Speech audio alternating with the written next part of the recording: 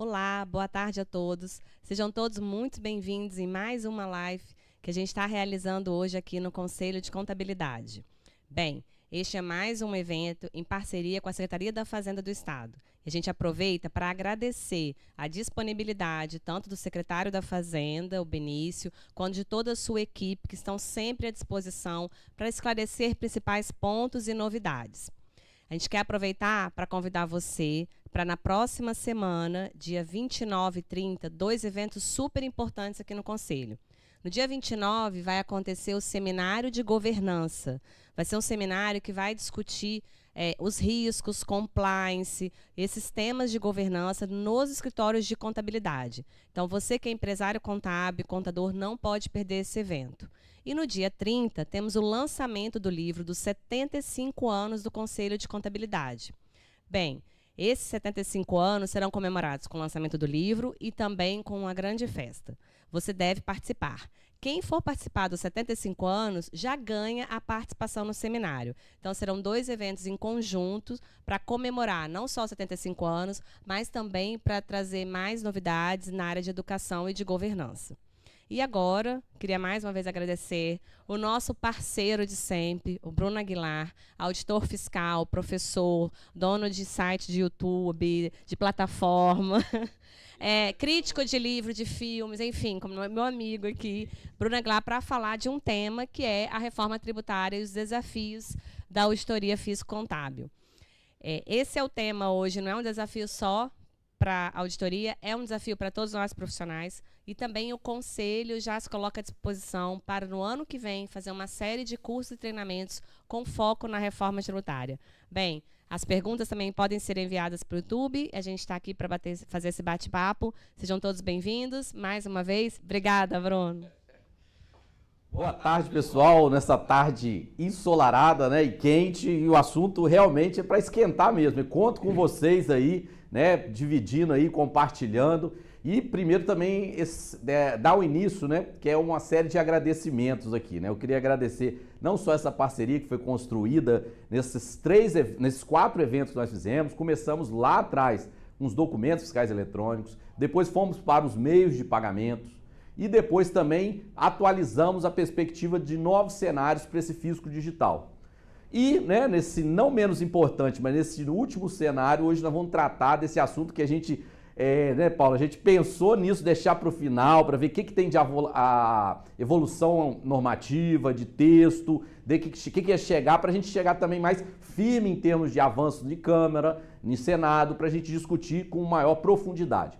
Então, assim, agradecer o CRC todo esse acompanhamento, esse apoio, desde a Paula, a Carla, a Silvio aqui, que fez a gente aqui, e está cada vez mais profissional nas edições aqui do vídeo. Então, toda a equipe aqui está de parabéns e a gente está, né, no foco de fazer um melhor trabalho, uma melhor discussão e contando com vocês também nas discussões, em toda essa jornada que a gente vai fazer aqui, né, como um roteiro. Então, não deixem de perguntar, porque o assunto ele está em todos os temas, jornais, foi uma semana cheia de acontecimentos, vai ter também novas rodadas agora no Senado, como seja, a Paula colocou muito bem, seja como servidor público, seja como profissional da contabilidade, seja como empreendedor e seja mais ainda como sociedade, reforma tributária impacta a vida de todos nós, seja no presente ou o que a gente quer de projeto também como sociedade nesse futuro. Então, assim, vamos focar, ela tem vários recortes, mas vamos fazer um recorte aqui na auditoria físico-contábil e o que vem. Então, assim, é interessante que eu queria deixar com vocês já traçado que os enfoques serão mais diretos, tem uma parte normativa, mas uma parte muito forte operacional, né? Que eu participo de grupos de trabalho nacionais, né, da reforma tributária e também no grupo de trabalho do Espírito Santo. Então, a ideia mesmo é trazer o que tem já de propostas, né, colocadas para votação final, mas o que tem também de trabalhos operacionais do que virá, né, chegando em tempos de transição, o que vem no aspecto final nesse momento, o que a gente já tem trabalhado de oferecer soluções para contribuintes e empresários que vão atuar nesse momento aí de transformação da reforma tributária.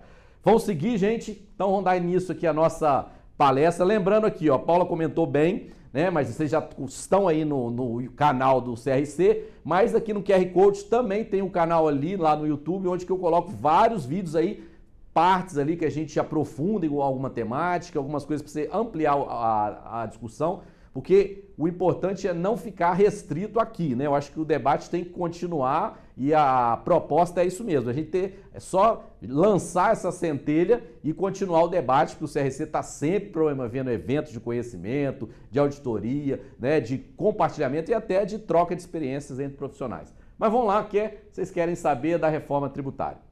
Então, assim, no primeiro momento, eu acho essencial, né, a gente deixar bem definida essa preparação para as mudanças, né? Assim, de fato, não adianta, né, você começar a achar assim, não, é 2026 que ela já tem o primeiro ano da transição, ah, não, eu vou deixar em 2029 que o IBS começa ali, mas o CBS já é antes. Não, você já tem que começar a preparar de agora. Lembrando que você tem faixas aí. E até mesmo os fiscos vão atuar já antes, né? Para 2024 já tem ações pensadas no cronograma da reforma tributária. Então, o primeiro aspecto é identificar qual é o impacto para o seu setor. Ah, é o meu setor de serviços, né, que vai impactar agora mais para mim? Não. Ah, mas eu agora estou no meio da cadeia, eu estou no comércio. Né? Esses dois impostos ficaram juntos com o IBS que uniu o ICMS e o ISS. Ah, o meu setor ele é industrial. Como é que eu vou aproveitar melhor os meus créditos agora do IBS? Então você precisa de fato, a partir desse momento, também quantificar. Eu acho que o essencial é quantificar, né? Se já começam a especular uma alíquota de 27,5% ou um pouco mais ou um pouco menos, como isso impacta no seu negócio essa alíquota? Se você não está fazendo, entenda que tem outros atores, pode ser concorrentes ou mesmo os fiscos já estão fazendo esse cenário, porque tem dever de casa já colocado que ele precisa trabalhar com arrecadação, trabalhar com essas questões que vão impactar. Então você precisa entender, até porque muda nessa matriz. Antes você tinha um foco muito grande na origem, a partir de agora é o destino que define onde que vai esse tributo. Então o primeiro ponto é identificar esses impactos. Para identificar melhor, você vai ter que, de fato, rever ou, pelo menos, transformar o seu planejamento tributário. Seja por mais uso de tecnologia, seja por mais assessoria ou consultoria. Não dá para ficar assim, porque é complexo. A gente já tem um dos maiores sistemas que tem a maior complexidade. O foco da reforma tributária é trazer simplificação, mas você, queira ou não, vai trabalhar na transição com dois modelos, né? Um modelo que já existe e um modelo novo do IBS. Então é importante também esse assessoramento. E nessa fase eu preciso também que vocês já começam a pensar como é que eu adapto, seja sistemas internos, processos, como é que eu capacito também os meus setores, os meus preços, como é que eu faço, vou trabalhar o meu preço no contexto de IBS, como eu trabalho também a adaptação dessas informações que vão estar aqui na base da empresa, como é que eu qualifico a entrada, lembra que a gente falou lá dos documentos fiscais eletrônicos? O documento fiscal eletrônico ele ganha mais destaque ainda porque ele vai atuar imediatamente com a apuração do imposto. Se você não tem um acompanhamento mais próximo dessa emissão, vai ter problema dos processos internos. Então, assim, para pensar nesse cenário, tem já dá início aí, Paulo? Você só mexeu aí no microfone. Que a gente precisa muito conversar. A gente tem ouvido profissionais de contabilidade falando, não, mas é 2026, a gente tem o 24 e o 25 todo ainda para preparar, é verdade. Mas é muito importante a gente preparar a equipe do que está acontecendo, até porque o profissional de contabilidade, ele vai virar referência, Bruno, de informação de reforma tributária, né? E realmente nós temos que ser esse profissional. A maior fonte, obviamente, é claro, são receitas federais, estaduais e municipais que vão nos munir, né? E é claro, as comissões que você está envolvido aí. Mas o profissional de contabilidade, ele é sim o agente principal de transformação e de informação. Então, é muito importante que, como profissional, a gente estude, se informe e prepare a nossa equipe. E a gente comece a dar pequenas orientações para o cliente. O que ele deve pensar, o que ele deve verificar. Né? A gente sabe, por exemplo, cadastro de produtos. O cadastro de produtos terá um grande impacto na reforma tributária. Então, o cadastro tem que estar revisado. É o ano de 2024 para fazer isso e começar a fazer esses planejamentos. Sim, exatamente. Lembrou bem, Paulo? Porque, assim, o profissional da contabilidade, ele é a interface aí, empresa-fisco. É ele que, de fato, vai traduzir para esse empresário, muitas das vezes, o que está ainda, que ele precisa de uma comunicação mais adequada ao negócio dele. Ele adaptar toda aquela regra geral ao específico da empresa. Então, essa interface vai passar pelo profissional da contabilidade. Então, assim, essa preparação, participando desses eventos e também estar preparado é essencial. Só para te dar uma dica assim, relevante. Há uma previsão em 2029 para validação do sistema, é que você tem uma alíquota de IBS 0,1, só para validar o sistema.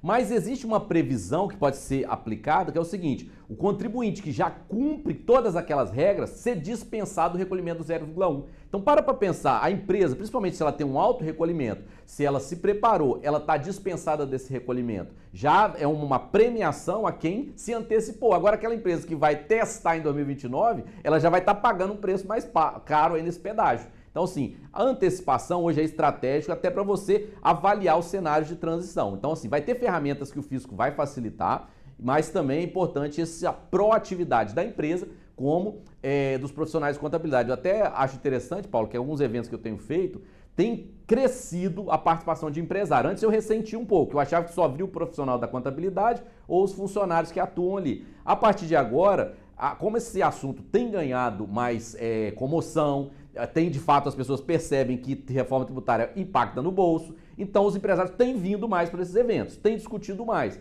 Então, assim, isso já é um passo de que a gente ganha, pelo menos, na construção desse debate. E assim, para também, já que a gente quer construir um melhor debate, refinar, apurar as discussões, sempre que tem um evento aqui no CRC, tem sorteio de livro, né? A Paula, assim, ó, ela é a rainha dos sorteios aqui, ela sabe qual que vai sortear ali, o aplicativo, entrega, e a gente tem aí, de acordo com a palestra, a gente traz um enfoque do livro. Esse livro do Gustavo Franco, ex-presidente do Banco Central, um dos gestores do Plano Real, ele traz, assim, várias sacadas, assim, importantes. Eu acho, assim, primeiro, esse conceito de reforma. Ele traz uma coisa que eu acho muito reforma, não só por ele, o Everardo Maciel também traz isso, que a gente tem que parar de achar que a reforma é um evento mágico que vai solucionar tudo. Não, ela é um processo e vai demandar outras reformas. Reforma administrativa, né? Eu aqui como servidor público, a gente como sociedade tem que às vezes se questionar, como é que está o gasto público? Tem qualidade nesse gasto público? Se eu aumento aí um perfil de arrecadação, como é que eu também estou entregando uma reforma administrativa? Uma reforma de renda e patrimônio, né? E outras reformas como um processo, não como que ela vai resolver toda. O foco agora é o peso da tributação do consumo, porque estamos ficando cada vez mais para trás na competitividade internacional. Então o livro trata isso, sobre abertura, sobre muito esse papel do Banco Central de entrar no cenário de meio de pagamento e criptomoedas, né? Então, assim, é importante, eu acho que vale a pena participar, porque é uma leitura que, se você não gostar da palestra, a leitura eu garanto que você vai gostar.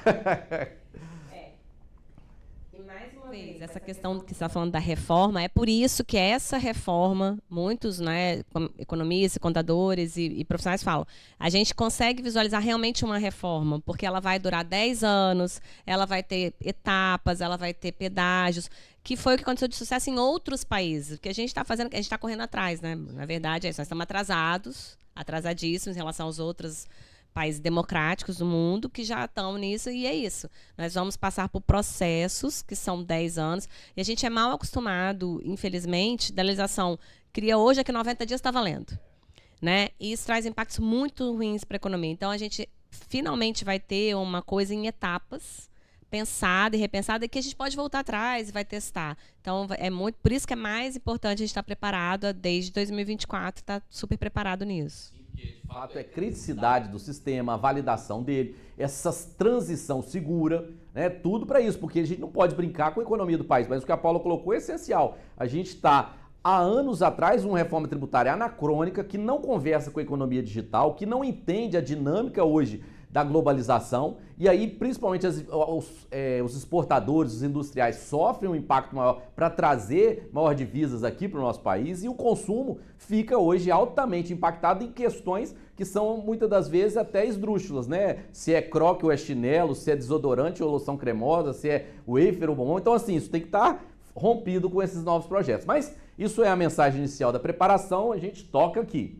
Então, assim, já que a Paula, né, comentou um pouco dessas transições, desses cenários, é importante a gente ter um escopo aqui, um escopo que a gente vai cortar aqui, mas entender que tem duas grandes etapas ali, né? Tem uma etapa da transição dos tributos e uma transição federativa, né? Porque, de fato, tem vários impactos para a arrecadação dos estados também, né? Então, assim, tem uma transição maior aqui quando eu falo entre estados, né? Que é de 2029 a 278, por causa das mudanças do tributo na origem para o destino, que isso impacta fortemente, Mas aqui você tem de 2024 a 2032 essa transição que vai ser essa relação com o contribuinte. Então é importante assim que o cálculo desse IBS ele vai se sustentar no documento que existe hoje. De fato, se opera com a continuidade do documento fiscal eletrônico nessa transição e ele sendo um insumo para o cálculo do IBS, principalmente naquele período que ainda existe faixas ou percentuais do ICMS e do ISS,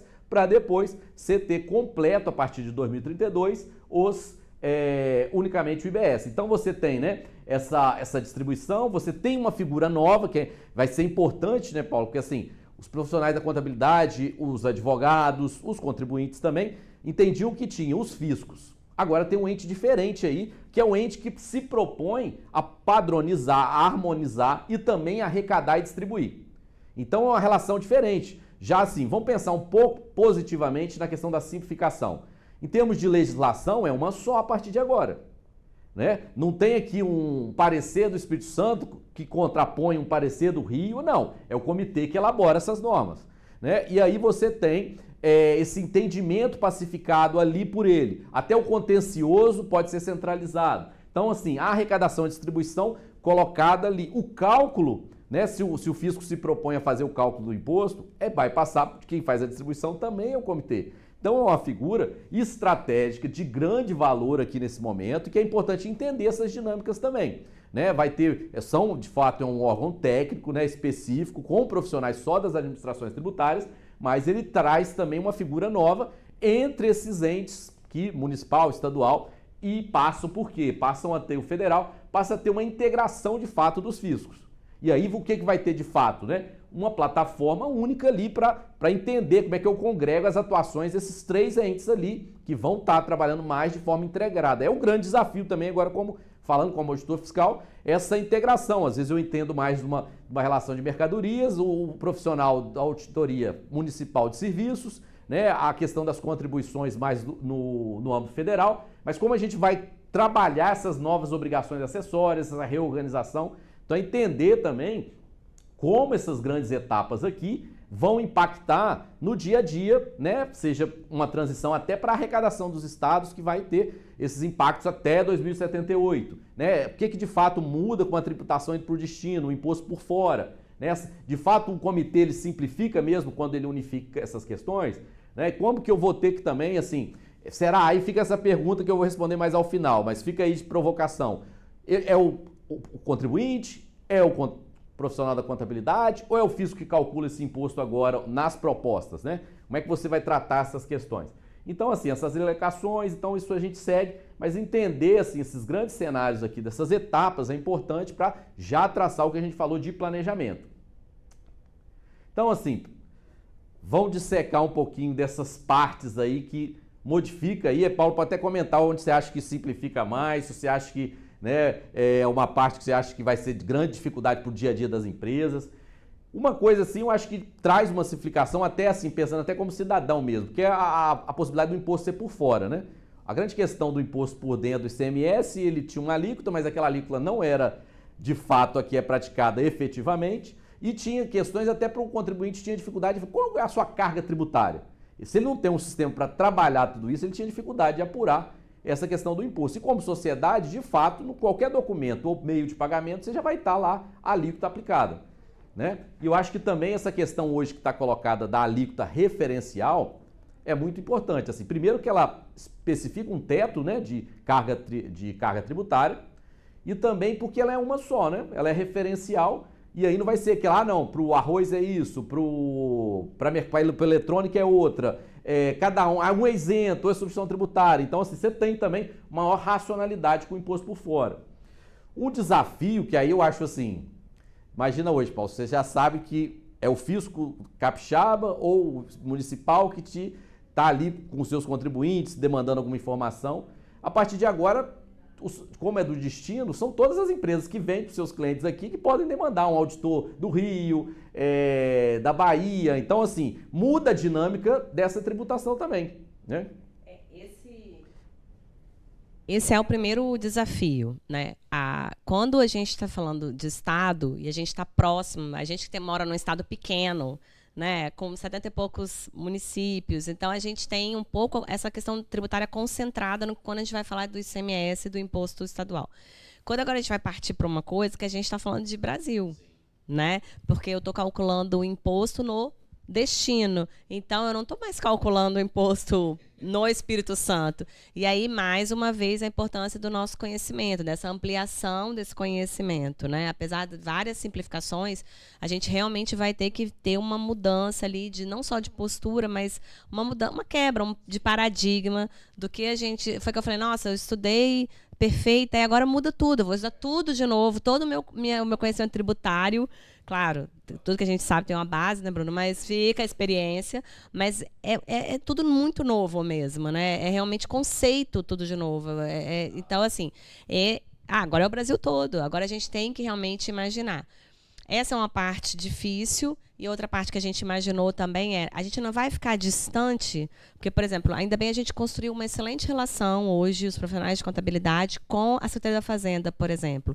A gente não vai ficar distante agora desses entendimentos. Esse foi outro receio que surgiu em uma reunião, de uma discussão disso, né? A gente não vai ficar distante das decisões, ainda mais o Espírito Santo. Sim.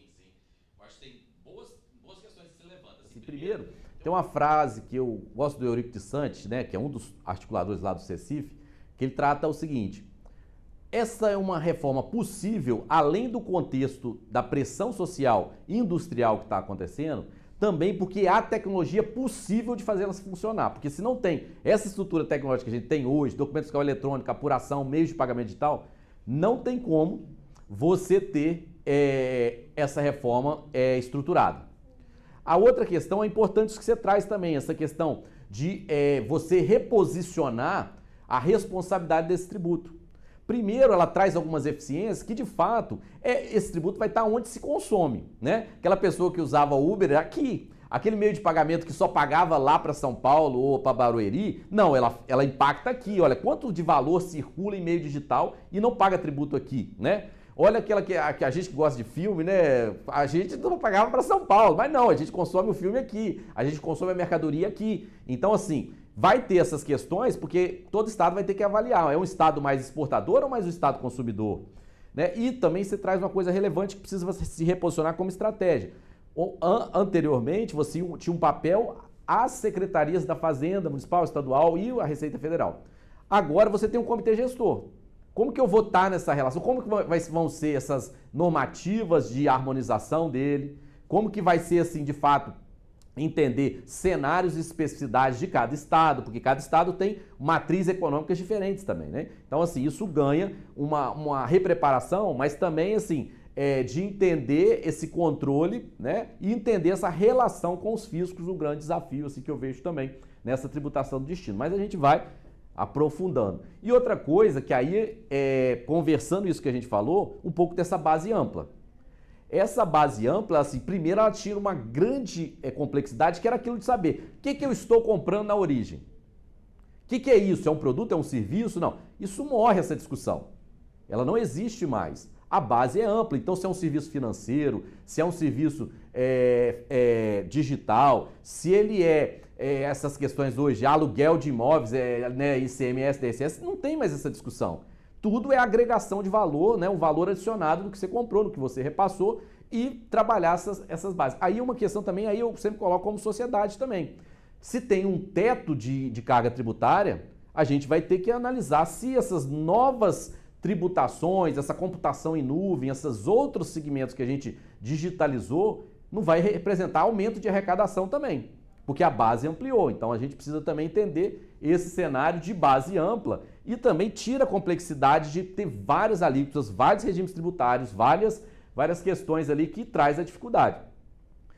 Outra questão assim, né, que fala com a questão da digitalização da economia, que a gente vai ter que conviver um pouco mais. E, por outro lado, você falou algumas vezes, né, Paulo, a apuração, como é que eu vou fazer, né? Quando eu tiver um ente responsável por esse recolhimento imediato, que é o split payment, né? Que esse pagamento, daquele momento do pagamento, ele já representa o recolhimento do imposto. E se nesse momento, ele também, como é que eu vou afetar o fluxo de caixa da empresa? Como é que ela vai se adaptar? Só para você ter uma ideia, eu dei uma folheada, né, lá no relatório, os índices que mais tiveram emendas propondo alteração foi split payment. Pode falar. Você pode explicar um pouquinho, né? Porque o que é o split payment, para quem não ainda ouviu falar e nunca viu essa modalidade de pagamento de tributo? Sim, fica tranquilo que nós vamos ter uma parte ali só de split payment, mas eu já vou adiantar aqui. Para quem não conhece o que é um split payment, ele é uma solução que já é utilizada. Eu vou dar um exemplo que vocês já estão sentindo a presença dele. Primeiro, ele já é utilizado nos marketplaces, que é o que ele faz? Ele é uma divisão do pagamento. Então, quando eu faço um pagamento a uma empresa no marketplace, uma parte é a intermediação que o marketplace recolhe, vamos colocar 5%, então de 100, R$5 é dele, e 95 é aquela mercadoria que valia 100. Então 5 cai imediatamente para o marketplace, 95 para o vendedor. Qual é a função? Uma solução de pagamento que já faz essa divisão automática. Depois nós vamos aprofundar, porque ele já é esse cenário conversando. Só para você. Mas aí, Bruno, então o que você falou que você já vai ver um exemplo que eu estou vendo funcionando?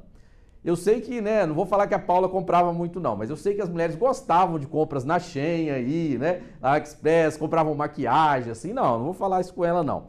Mas assim, quem percebeu nos últimos tempos com a remessa conforme, deu uma elevação, e não foi só uma elevação assim, quando chegar aqui no Brasil, o imposto vai recolher. Não. O que o split payment já foi aplicado nessa solução do remessa conforme? Primeiro, você tem a adesão do marketplace. Ele aderiu ao sistema. Nós temos ali o imposto de importação 60% e ICMS 17%. O que o split payment faz na hora que você faz um pagamento aqui? Naquele mesmo instante que você paga, você tem o valor da mercadoria sendo passado por vendedor, a intermediação indo para a Shein e o tributo sendo recolhido naquele mesmo instante. Então, por isso, quem ainda não conhecia, mas já sentiu a presença dele, foi ali no remessa conforme. Essa é uma solução. Ela já vinha sendo aplicada por imposição mesmo do Banco Central, porque para que o marketplace não circulasse valor por ele, todo o valor da venda, só circulasse o valor da intermediação, o Banco Central, a gente vai falar um pouco disso, ele já fez essa obrigatoriedade de marketplace utilizar. Então, uma solução que já, Bruno, vai ser aplicada só no Brasil? Não. O IVA europeu já faz dessa mesma forma, só que lá tem um detalhe diferente, que é o quê? Lá eles fazem da seguinte forma, Paulo, é dividido por setores onde tem maior risco de evasão fiscal. E aí tem imposição de utilizar, porque aqui nós podemos ter uma solução mais barata para o consumidor, porque lá quem cobra é o elo final, é o arranjo de pagamento. Quem é o arranjo de pagamento? A Cielo, a Redcar. Aqui a gente pode ter uma outra solução que está sendo pensada. Mas é isso, mas ele já é testado e também já é aplicado. Então você tem essa proposta agora, de fato, né? Muitas questões trabalham com a simplificação, vocês vão ver que algumas declarações vão deixar de ser obrigatórias, algumas questões de apuração que o contabilista tem que atuar provavelmente não passe para ele, então por isso que tem que repensar as suas estratégias de serviço. Pensar, por isso que você foi muito feliz, Paulo, quando você fala assim, tem que pensar agora, não é porque as obrigações vão chegar em 2026, é porque vai ter coisa que você não vai fazer em 2026 mais. O que você vai oferecer lá? É um planejamento? É uma forma de recolhimento, porque vai ter muitas formas de devolução de imposto, que você vai ter que acionar o comitê. Então, assim, é outro serviço que você vai ter que agregar agora para saber o que tem no cenário. Essa é a nossa grande esperança. Realmente a gente está apostando tudo nessa declaração pré-preenchida, nessa informação pré-preenchida, nesse cálculo de imposto que vai vir quase pronto para as empresas, porque aí realmente vai sobrar tempo para o contador exercer aquilo que ele deve exercer, aquilo que é a profissão, que é a nossa profissão. Porque o que acontece é que a gente perde muito tempo, todo mundo já sabe aí, cálculo de não sei quantas mil horas que o Brasil gasta, milhões e milhões de reais, em cálculo do tributo. Então, se isso é uma conquista, a reforma, acho que para nós profissionais, uma grande conquista vai ser com que a gente não fique horas e horas calculando o imposto, que ele venha pré-preenchido.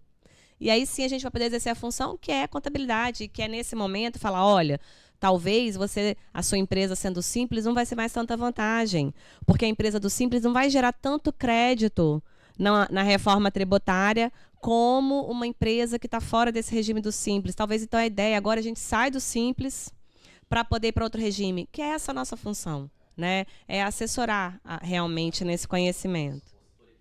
Assim, não só as empresas quais créditos que levam, mas vai ter fornecedores ou clientes dele que não vai querer comprar dele porque ele está no simples. entendeu? Então tem várias situações dessas. A gente vai ter outras coisas que nós vamos aprofundando, que é essa questão da declaração preenchida também, que a gente vai ter detalhes. Eu falo sempre também de uma novidade, que é a questão do cashback. Aí eu penso até no empreendedor. O que ele já está pensando para segurar esse cashback, que é uma devolução imediata, ou mesmo até 30 dias, para esse consumidor que está no estabelecimento dele, que compra, hoje já está estabelecido, que comprou um gás, que comprou energia elétrica, que consumiu energia elétrica, que comprou aquela cesta básica estendida. Só para você ter ideia, a gente está num trabalho que é definir o que é cesta básica, aquela geral, e o que é cesta básica estendida.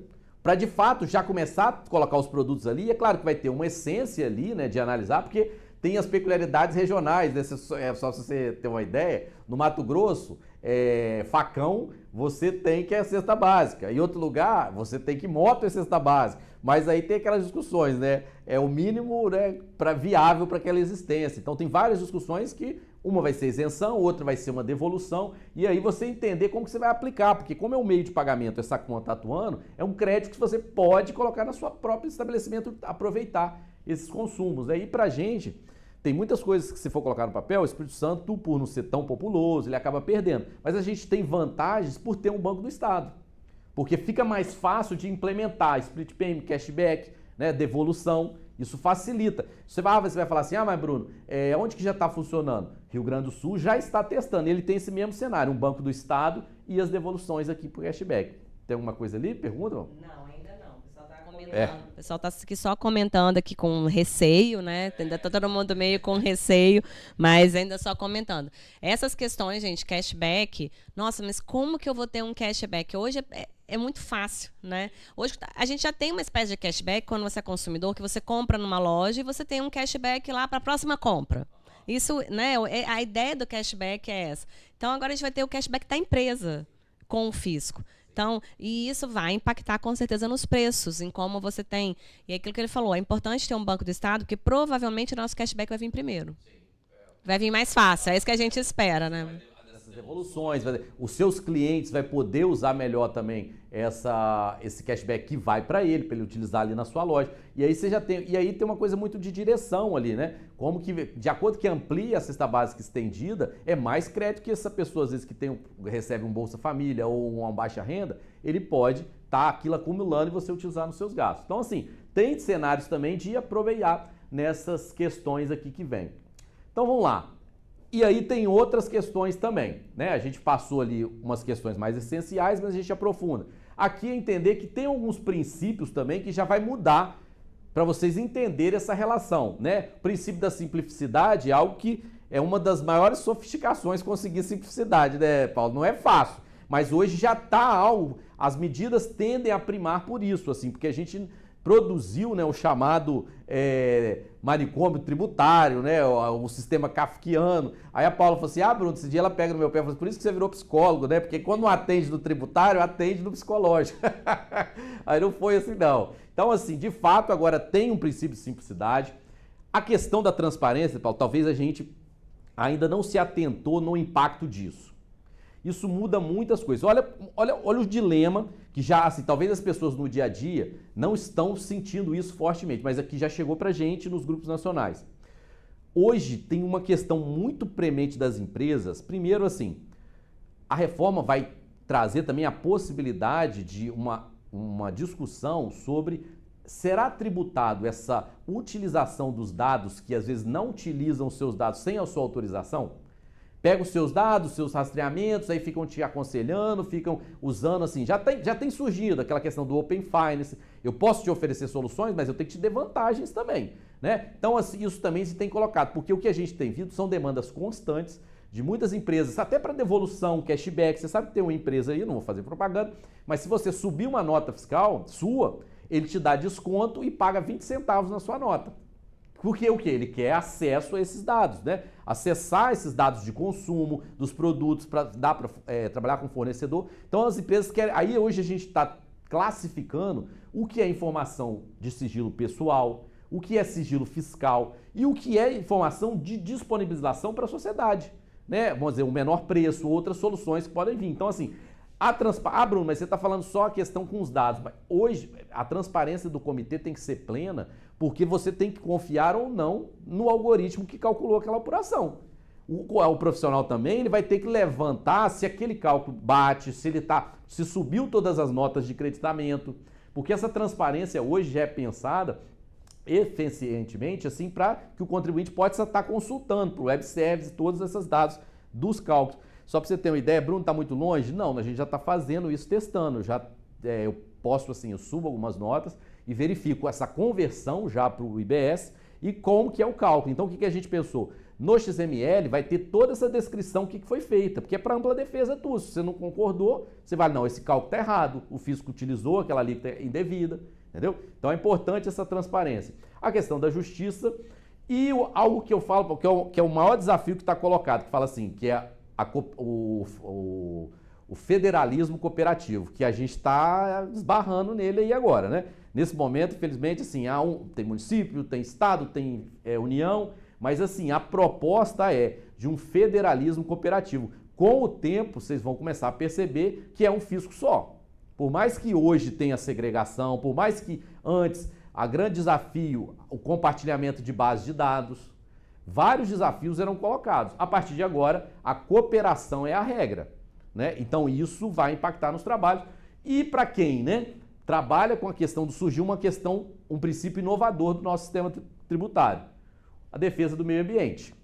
Então vocês sabem que já tem o imposto seletivo e ele pode impactar em extrações que possam gerar impactos ao meio ambiente, as questões ligadas a pegadas de carbono, as questões ligadas a ESG. Então, até estrategicamente, tem já pensado quais seriam incentivos de um IBS verde, né? De um imposto seletivo que fomentasse também os aspectos de proteção ao meio ambiente. Então, entender também que são cenários, né? Aí, será, igual, foi uma pergunta que eu achei bastante interessante, Paulo, que fizeram o seguinte, teria diferenciação ou melhor aproveitamento se eu consumo energia termoelétrica, hidráulica ou solar, né? Porque agora a maioria das empresas não aproveitam energia elétrica, só as indústrias. Mas a partir de agora vai poder aproveitar. Mas aí eu posso fazer diferenciação quando a minha energia ele me dá um bônus se eu aproveito energia solar. Então, assim, são várias questões que vão ser pensadas, né? Então, assim, entender essas questões desse cenário. Então, vamos fechar aqui, vamos fazer um fluxo aqui desses principais fatores, princípios, para já trazer para uma reforma, um modelo de reforma tributária. Primeiro, né, essa questão que a gente chegou até a mencionar aqui. Como que vai trabalhar a questão dessa não cumulatividade plena? De fato, tudo que... Aí tem é engraçado, às vezes você faz umas palestras, Paulo, que fica aquela coisa assim, não tem aquele programa do Serginho que fala assim, o meu amigo, meu conhecido, aí ele fala assim, não, mas eu tenho um conhecido que hoje ele compra muita coisa, às vezes só quer vender sem nota. Eu falei assim, não, mas isso daqui só em outro país, aqui não acontece. A partir de agora, você vai ter que, para você estar dentro, vocês vão ver que vai ter várias regras, para você, de fato, afastar a concorrência desleal, para você ter melhor aproveitamento, todo o sistema tem que ser transparente. Então, essa pergunta aqui, essa notas, essas tende a não existir, porque vocês vão entender que até o Split Payment tem uma nova pergunta aí sobre essas operações. Então, essa não cumulatividade plena, de fato, para que você tenha uma cadeia mais justa de créditos. Isso vai demandar também, Paulo trabalha muito com esse setor de exportação, né, irmão? O quanto esse setor gerou muitos créditos que não puderam retornar, né? Então, tem uma figura nova aí que é essa, né, essa devolução dos créditos de forma ágil, prevista lá até 60 dias. E, né, assim, em espécie, sem dependência de autorização de agente público. Né? Isso fala. Isso aí é um avanço que, assim, a gente está louco para ver como vai funcionar, né, Bruno? Mas, por exemplo, mais uma vez eu chamo a atenção aqui, disso o Bruno está falando, da importância que a gente vai ter que ter de cadastro, de atenção, de cuidado com a informação que está sendo gerada nas empresas. Porque a gente vai ter que verificar e conferir se realmente aquilo ali gerou ou não gerou crédito na empresa. É um outro trabalho que vai exigir muito mais, né, do conhecimento. Gerou o crédito correto? Não, ele não gerou crédito. Eu vou ter direito a essa devolução, porque eu não tenho como depois aproveitar esse crédito. Então, são momentos super importantes. A gente né, que eu estou lendo, estudando e vendo palestras, a gente já vê assim, como que em outros países que já estão há algum tempo com IVA, né, a gente observa assim que alguns regimes tributários simplesmente acabaram, deixaram de ser interessantes. A gente tem lucro real e umas espécies de simples, que é meio MEI, né, que é mais MEI do que simples, porque todo mundo vai aproveitar crédito, todo mundo vai querer gerar o crédito, usar o crédito para poder pagar menos imposto. Então, assim, a importância da gente começar desde já entender, estudar o que é que gera crédito, o que não gera, como que eu vou adequar isso nas minhas empresas. Exatamente. Essa questão de se preparar em vários aspectos mesmo que você está falando, porque assim, se a proposta é geração de crédito financeiro até 60 dias, que você vai poder utilizar, e aí já tem que começar a pensar, a proposta inicial é que não se comunicaria, né? Um crédito CMS compensasse com crédito de IBS. Isso já está colocado. Claro que vai ter discussões ainda, mas mas mesmo que eu não possa compensar, como é que vai ser essa conversão nos anos mais para frente que o ICMS acaba? Então tem várias discussões a serem feitas, né, principalmente na utilização desses créditos ali, que agora passa num outro cenário. E aonde que vai estar isso? Aonde que o jogo vai ser jogado? É no comitê, né? O comitê que vai estar nessa arrecadação, a responsabilidade dele de devolução, os sistemas, assim, por isso que é importante a questão que eu trago, a questão do livro, é entender a nova dinâmica do Banco Central, que o Banco Central de fato entrou não só em política monetária, mas na gestão de meios de pagamento, que nem em todo lugar ele entrou, igual você coloca as questões do IVA. Lá é o setor privado mesmo, aqui ele entrou. Então, assim, muda essas questões para de fato aqui a gente tentar chegar numa neutralidade.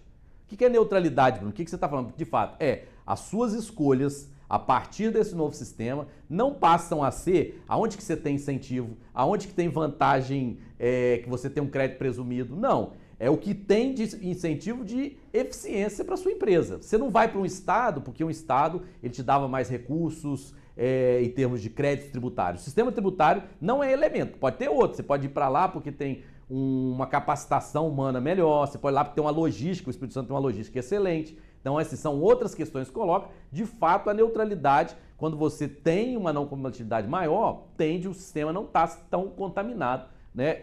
A questão é que a gente colocou algumas exceções um pouco a mais, né? E as exceções, alguém paga a conta, não fica de graça.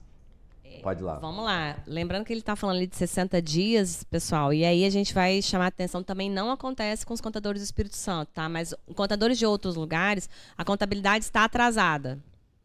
Bem, se a contabilidade está atrasada, como é que a gente vai verificar os créditos de 60 e aproveitar isso em 60 dias? A contabilidade tem que estar em dia. Ela tem que estar até 60 dias e disso a gente não vai conseguir aproveitar. Eu já vi que até o Felipe Guerra, que é o representante no Conselho Federal, ele vem discutindo essa questão de 60 dias com o objetivo de ampliar para 90, né, para ter uma ampliação, para ter mais a realidade.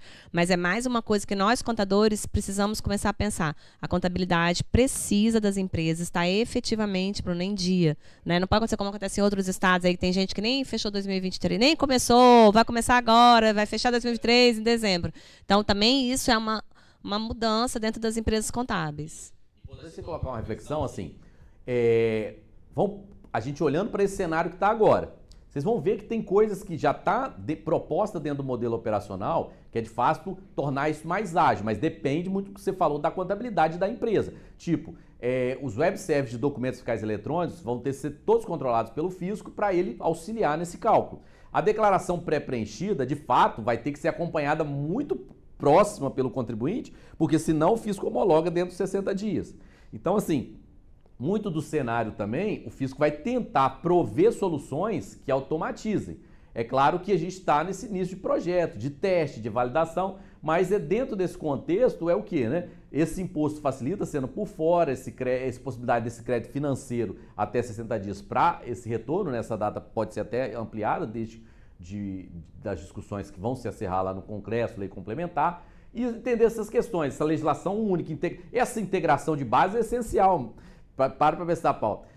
Até então, hoje, assim, esses dois sistemas vão ter que conversar, os três sistemas a todo instante, para prover essa declaração final aí pré-preenchida. Pode ir lá. Bruno, em que plataforma isso vai acontecer? né? Que eu até estou achando estranho que nenhum contador se manifestou ainda. Porque a gente sabe que acontece algumas coisas, por exemplo, dia de entrega da FDRINF para o ECAC, a gente tem uma dificuldade para acessar. Isso vai acontecer dentro dessa plataforma do ECAC, vai ser criada uma nova. Aonde isso, até nessas discussões, se você já tem essa ideia, de onde que isso vai acontecer, que é onde a gente vai acessar?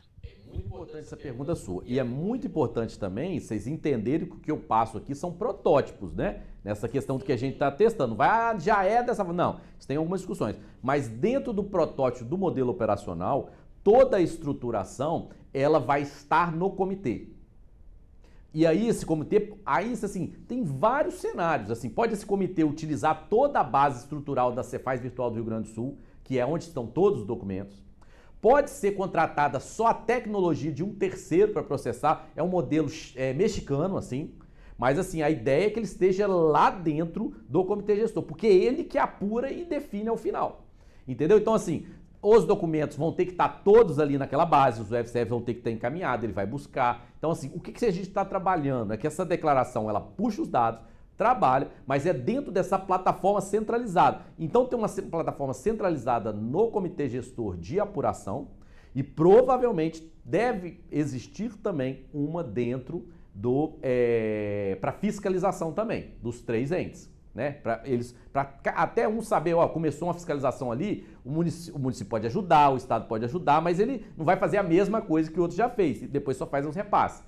Mas o protótipo, ele trabalha desse modelo central ali dentro do comitê. É claro que tem também, assim, hoje a Receita também entende, olha, tem um modelo com o Simples Nacional, mas tem críticas também dali, dos processos e tal. Então, assim, a proposta é começar do zero, muito mais, assim, interessante, talvez o comitê gestor abocanhando todas essas questões de processamento. É o que tem se pensado, entendeu? Ele pode buscar a base do Rio Grande do Sul, buscar uma base até só tecnológica de um ente terceiro, mas processando lá e ele fazendo os controles. Por isso que, assim, ao avançar, uma das estratégias que a gente fez mesmo na palestra era isso, a gente ter mais tempo de discussões, porque a gente espera o seguinte, se encerre essa questão da PEC, para a partir do ano que vem, de fato é modelo operacional, lei complementar, mas você já trabalhando em algo que já está totalmente palpável. Mas o modelo passa dessa forma, entendeu? Provavelmente a gente vai ter uma nova plataforma, e aí nesse período de transição, esse é um dos receios, a gente vai ter que ficar ali nesses dois mundos, que é hoje aquele mundo que a gente acessa hoje, municipal, estadual e federal, e aí vamos acessar esse central, digamos, que eu vou chamar aqui de comitê, do comitê. Então a gente vai ter esses dois mundos por um tempo ao mesmo tempo. A partir de 2026, que já começa a estruturar, 2027 você já teria o CBS que precisa ser calculado, então o CBS já seria calculado ali, fazendo a validação do sistema, para 2029, quando começa aquele 0,1 que eu falei do IBS, já está um pouco testado com o CBS. As propostas iniciais eram até que começassem os dois em 2027, mas aí entenderam que como o CBS é mais simples, ele dá para testar, aí 2029 já começa o mais complicado que é o IBS, esse 0,1. Por isso que eu falei, pode chegar lá no zero, lá em 2029, nem o imposto ser recolhido ali, mas o sistema está testando o tempo se ele está processando. Hoje, em termos de processamento, por isso que a gente fez algumas visitas ao Chile, né, para ver, porque lá é um modelo que a gente tem olhado mais e tem funcionado dessa forma, essa estrutura própria, e a gente vai seguindo. Então, assim, essa legislação única nessa plataforma, que tanto para fiscalização e apuração, mas entender também, assim, tudo extremamente ancorado na interoperabilidade, né, desses entes de alteração com documento fiscal eletrônico e o split payment no recolhimento. Um eu emito, um eu recolho e toda uma estrutura tecnológica para apuração. Lembrando, por isso que eu retomo aquela frase lá do Eurico, é uma reforma possível porque você tem tecnologia para processar isso. Senão, você não tinha como estruturar nessa realidade que a gente tem hoje de separação de entes, de cada um com o seu documento, né? Isso tende a não ficar. E a grande questão também de mudança cultural, seja dessa cooperação federativa, mas entender também esse novo cenário. Né? Entender assim, o que é uma proposta que já dá para se pensar, Paulo, que ainda o pessoal não fez. Mas, Bruno, vai ter um outro documento? A ideia é que não exista outro documento. Se você emitir NF, nota fiscal de serviço eletrônico, vai continuar emitindo. Se eu emitir nota fiscal, vai continuar emitindo. Entra todo o processamento da administração tributária, ou junto com o comitê ou pela própria, ali você já faz as conversões e já sai a apuração, para ter um menor impacto possível, né? Então essa mudança cultural é mais na forma que você vai de fato gerir tudo isso, entender, apurar, controlar esses créditos, né? Entender também esse novo momento de legislação única, né? Dessas exceções, de devoluções. Então tudo passa nessa estrutura assim pensada, né, para formar esse modelo operacional. Então, assim, isso aí a gente já até passou, mas, né, fechamos essa parte aqui. Tem outras partes que a gente vai aprofundar, né, e conversa ainda, mas entender. Serão novos procedimentos que vão demandar essa mudança de enfoque, aquilo que a gente falou, a base é ampla, a tributação é do destino, é uma simplificação, eu talvez não precise apurar, o fisco já vai me entregar aquele cálculo. Uma experiência que eu acho importante, Paulo, que a gente tem trabalhado para estruturar, você já conhece ele já, mas é bom reforçar. Eu como contribuinte, eu já queria entender como que seria essa experiência numa reforma tributária já funcionando. Ele ter um ambiente muito próximo ao que é uma nota fiscal fácil. Ele só entra para colocar quantidade, preço e fazer a venda. Ele só entra para fazer isso. Então, assim, vale a pena, porque você, até assim, a gente tem falado isso, como cada momento amplia as funcionalidades. Hoje, aquilo que assim, quando eu cheguei aqui, já tem uma nova discussão das funções de devolução e troca ali dentro do aplicativo. Alguns estados já colocaram GTA eletrônica junto com o produtor rural. Então, assim, é importante porque a experiência do contribuinte é muito próxima daquilo ali. Ele não informa classificação, natureza jurídica ali do produto, NCM, não. Tudo é processado pelo fisco, entendeu? Comecem a atuar, porque sem mudança de enfoque vai exigir outras habilidades também, seja na auditoria, seja na questão desses procedimentos, que essa tecnologia vai precisar ir para os sistemas, né? Lembrando, vou aproveitar que Bruno falou da nota fiscal fácil, né, Bruno? Que já está disponível lá para quem tem inscrição estadual, a nota fiscal fácil para as empresas do Simples e para os MEI. Então já fica fácil, assim, né? Porque antes às vezes a pessoa tinha dificuldade de testar o sistema. Nossa, eu não consigo testar o sistema porque eu não tenho ninguém com inscrição estadual, porque eu não tenho produtor rural, que só podia o produtor rural, eu não conheço. Bem, agora já está possível. Então, quem não conhece pode caminhar no sistema, baixar o aplicativo e para conhecer, até emitir uma nota, ver como é que fica, como que é realmente fácil, né? Como é simples esse sistema. Eu acho que essa é isso que quer dizer. Esse é um modo que talvez seja copiado. Sim, ele é assim, toda a interface seja daquela forma ali, levando mais serviços de meio de pagamento, né? Contemplando outros serviços que vão entrar ali na base ali de dados, entendendo hoje que o meio com inscrição consegue ali utilizar. Então, assim, entender que a gente paulatinamente tem entregado assim, novas funcionalidades, relatórios, e isso vem ampliando também essa utilização. Então, assim, a ideia é que ele tenha essa solução que toda a apuração e o cálculo fique na retaguarda que o fisco processa. E é até interessante, porque ali, para você testar, fica até assim, Paulo, imagine que já está chegando em 2029, né? E aí você já tem a certeza que aquela forma é o fisco que calculou essa transição, entendeu? Então vale a pena você pensar esse enfoque para impactar nesses modelos mesmo, esses novos olhares. E uma coisa extremamente relevante, Paulo, agora, de fato, pensando num aspecto de auditoria. A tendência, vocês vão perceber que a auditoria ela vai migrar de um olhar extremamente cumpridor de obrigação acessória. Isso vem sendo discutido, porque às vezes os fiscos pesaram a mão em controlar a obrigação acessória e até mesmo esqueceram da obrigação principal, que é o imposto.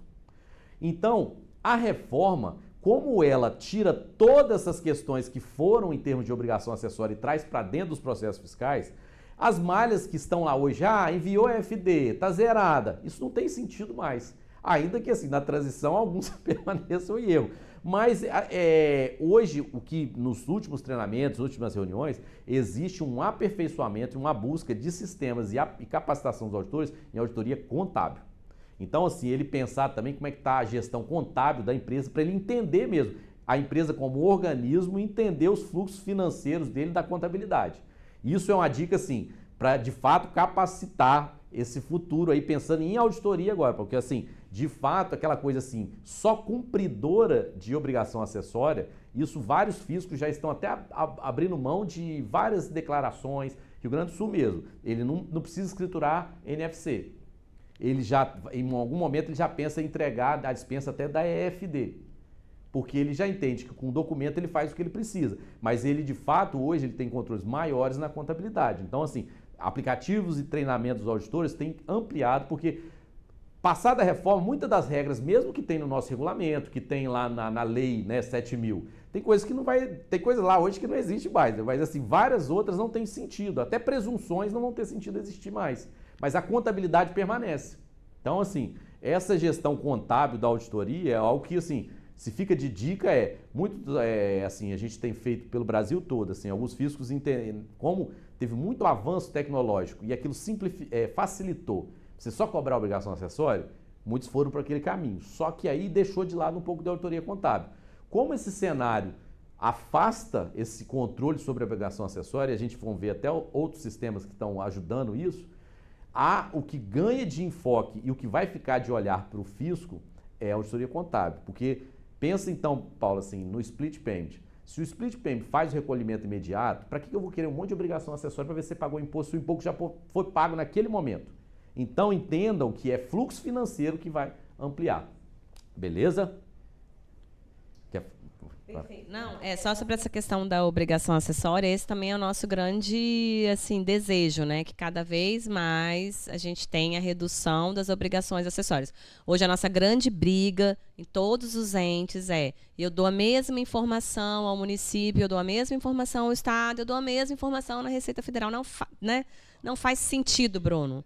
Não faz nenhum sentido, né? Então, assim, é aquilo. A gente trabalha muito para uma coisa que já deve... Nota fiscal já é eletrônica.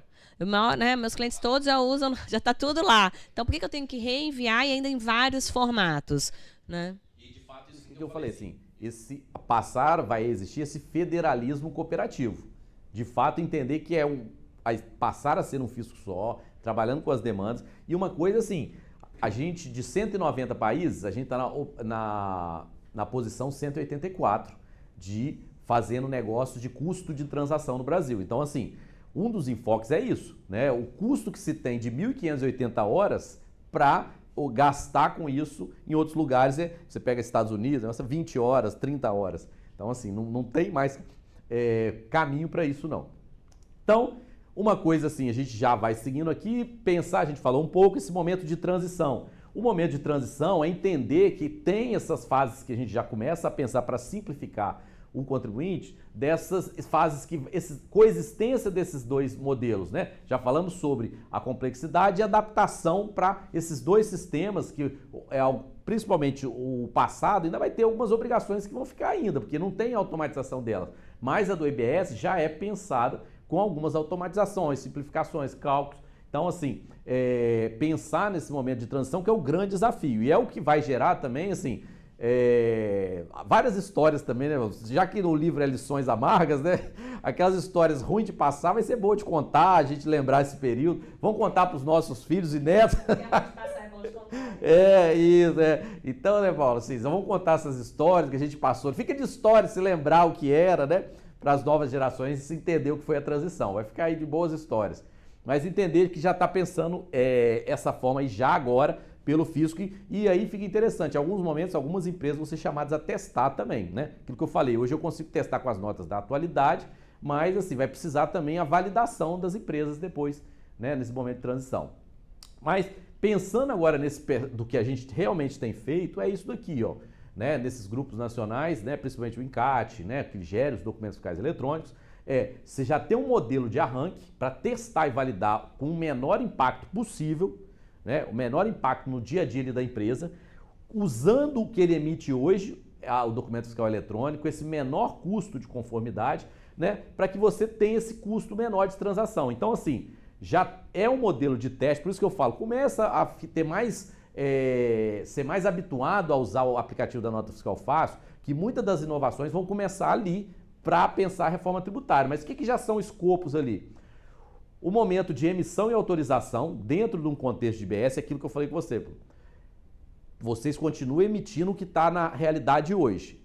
ICMS, nota fiscal de serviço eletrônica, nota fiscal eletrônica, mas gera uma autorização para uma apuração já no IBS. Esse pagamento e arrecadação muito sustentado no modelo de split payment. Como que o comitê distribui receitas, seja para os entes federativos, seja para as empresas que vão buscar as devoluções. E entender também esse processamento do cashback. Ele é no momento do caixa ou ele é 30 dias depois, igual o Rio Grande do Sul faz, né, que vai gerando um caixa. Então, assim, é pensar esse modelo hoje que está se pensando para a reforma que está sendo avançada. E aí, assim, aí já que quem perguntou, né, foi você que pediu para detalhar um pouco mais, quem quiser aprofundar o que é split payment, entender isso daí. Ele é uma solução colocada para os meios de pagamento que ele vai dividir os valores da transação em todos os participantes. Então você para pensar, você pode ter até 4 participantes numa operação hoje de uma reforma tributária. O vendedor, quem intermediou a operação, você pode ter o lojista e o cashback. Então você fazer uma divisão ali de dinheiro, né, desse valor de pagamento para esses 4 entes.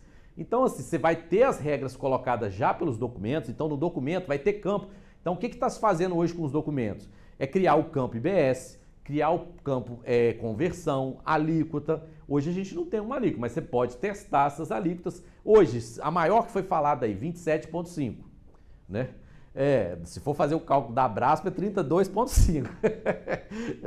Então, assim, cenários, vale a pena você colocar. Como que eu impacto se eu tenho essas alíquotas nessa faixa?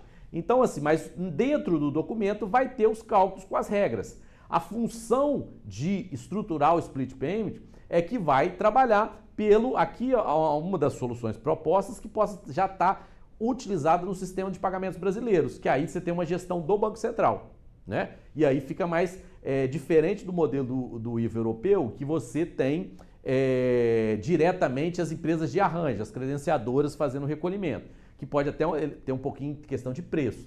Mas se você centraliza no sistema, então assim, marketplace e prestadores já fazem, né? Para a implantação do IVA, você fazer esse recolhimento no sistema de pagamento. Então o que é isso, Bruno? Detalhe para mim.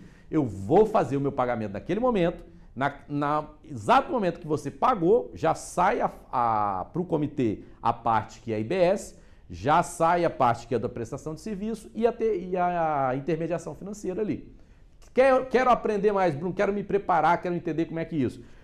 É a resolução 150 do Banco Central, 2021, que detalha o que é um split payment, e essa lei, né, de 2013, que retrata dos meios de pagamento, né?